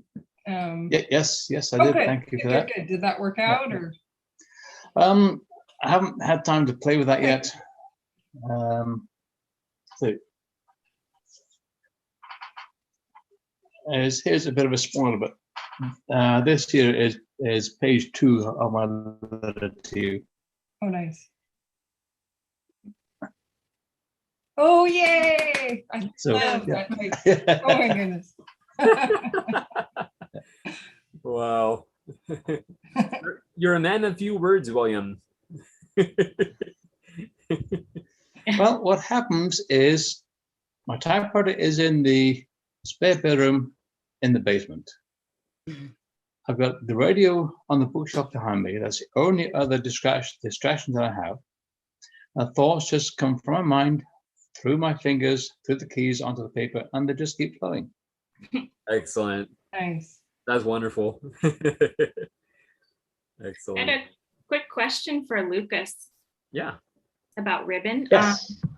I'm wondering why it is so hard to find black and red cotton bicolor ribbon. Is it because it bleeds through the fabric? Because my mom has a machine that's Cotton's really outdated, and people don't really use it much anymore. I know Baco does sell the red and black cotton, and I've been asked to carry that.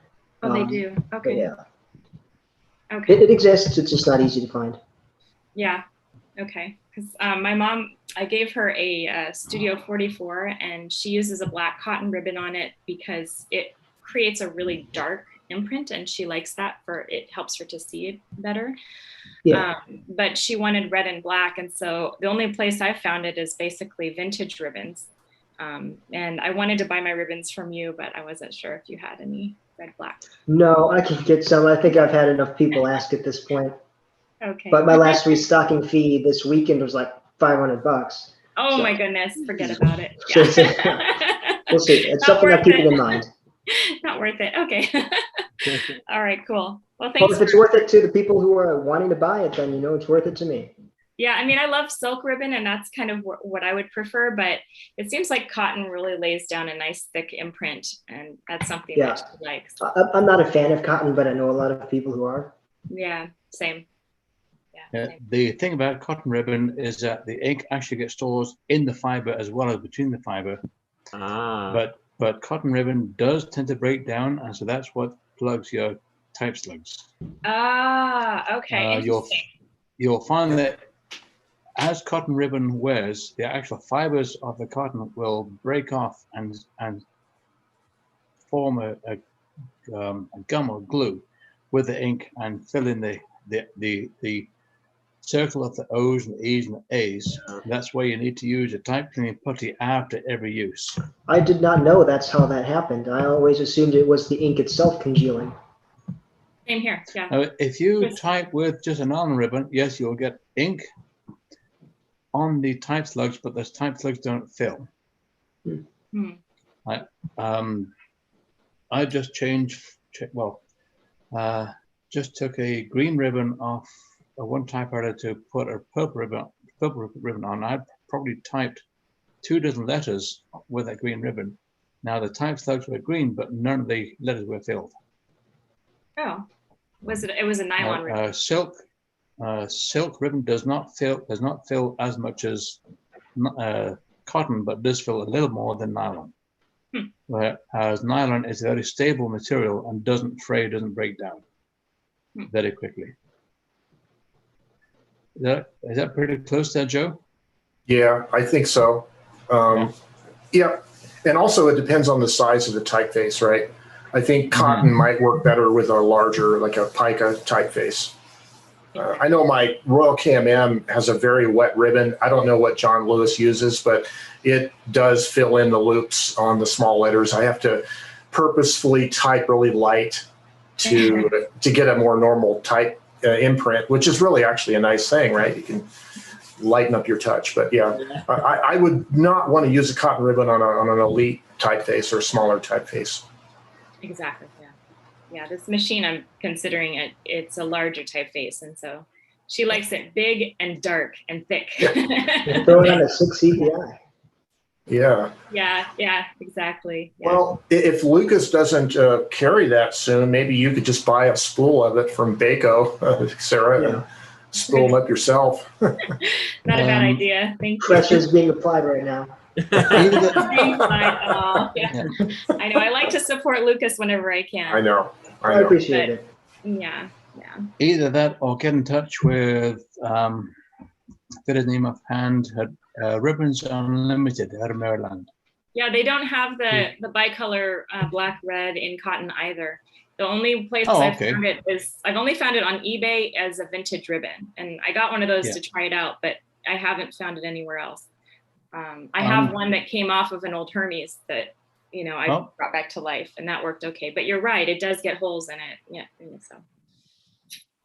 I was also going to want to thank Lucas for his videos. I really enjoyed them, and I like your rapid typing demonstration that you do on your channel. That's a lot of fun. Thank you. Yes, I love speed typing and testing that. And before I even got started on YouTube, I used to watch a lot of your videos, so I can really say the same thing. I'm not a speed typist, though. I'm not a speed typist, but I appreciate you for doing that.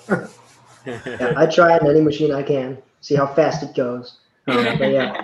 I got a new one this weekend, and I'm hoping to do a video on it. And I think some of you might recognize it. Hold up here. Oh yes. I think it lets you type like 3 characters or something. Typewriter? Wow, that thing is large. It is large. I didn't imagine it being that It's got big. a nice keyboard too. That's a Lego typewriter, isn't it? Yeah. Yes, it is. It does move when you type. Wow. That's pretty It's impressive. kind of a cool one. I enjoyed the set. Wow, that's very cool. So we'll see how a video on that turns out. Yeah. How long did it take you to assemble that one, Lucas? Probably I spent a couple hours on it over 3 days. I was supposed to be doing a lot of other work, and I was building with Legos instead. I mean, once it's in the house, it's like, it's got to get done. Yeah, exactly. Very good. All right. Any other typing prompts or questions or comments? Otherwise, I think we're winding down a little bit. Yeah. So I think we'll call it quits here. Sorry about just bombing the end here. No. Yeah, we're gonna definitely look for your videos because they're really high quality. So I recommend those to everyone if you haven't. Well, thank you. So I'm currently on Reddit under their Ask Me Anything page, answering a lot of people's questions. So if you have any, shoot over there. Okay, excellent. All right. Well, thank you so much, everybody. It was a blast, and we will see you again next week. All right. Happy Sounds like a typing. plan. Bye. Take care, all. Bye. Thanks, Gregory. Take care. You're welcome. You too. Bye, everybody. Bye. Bye-bye. Oh, wow.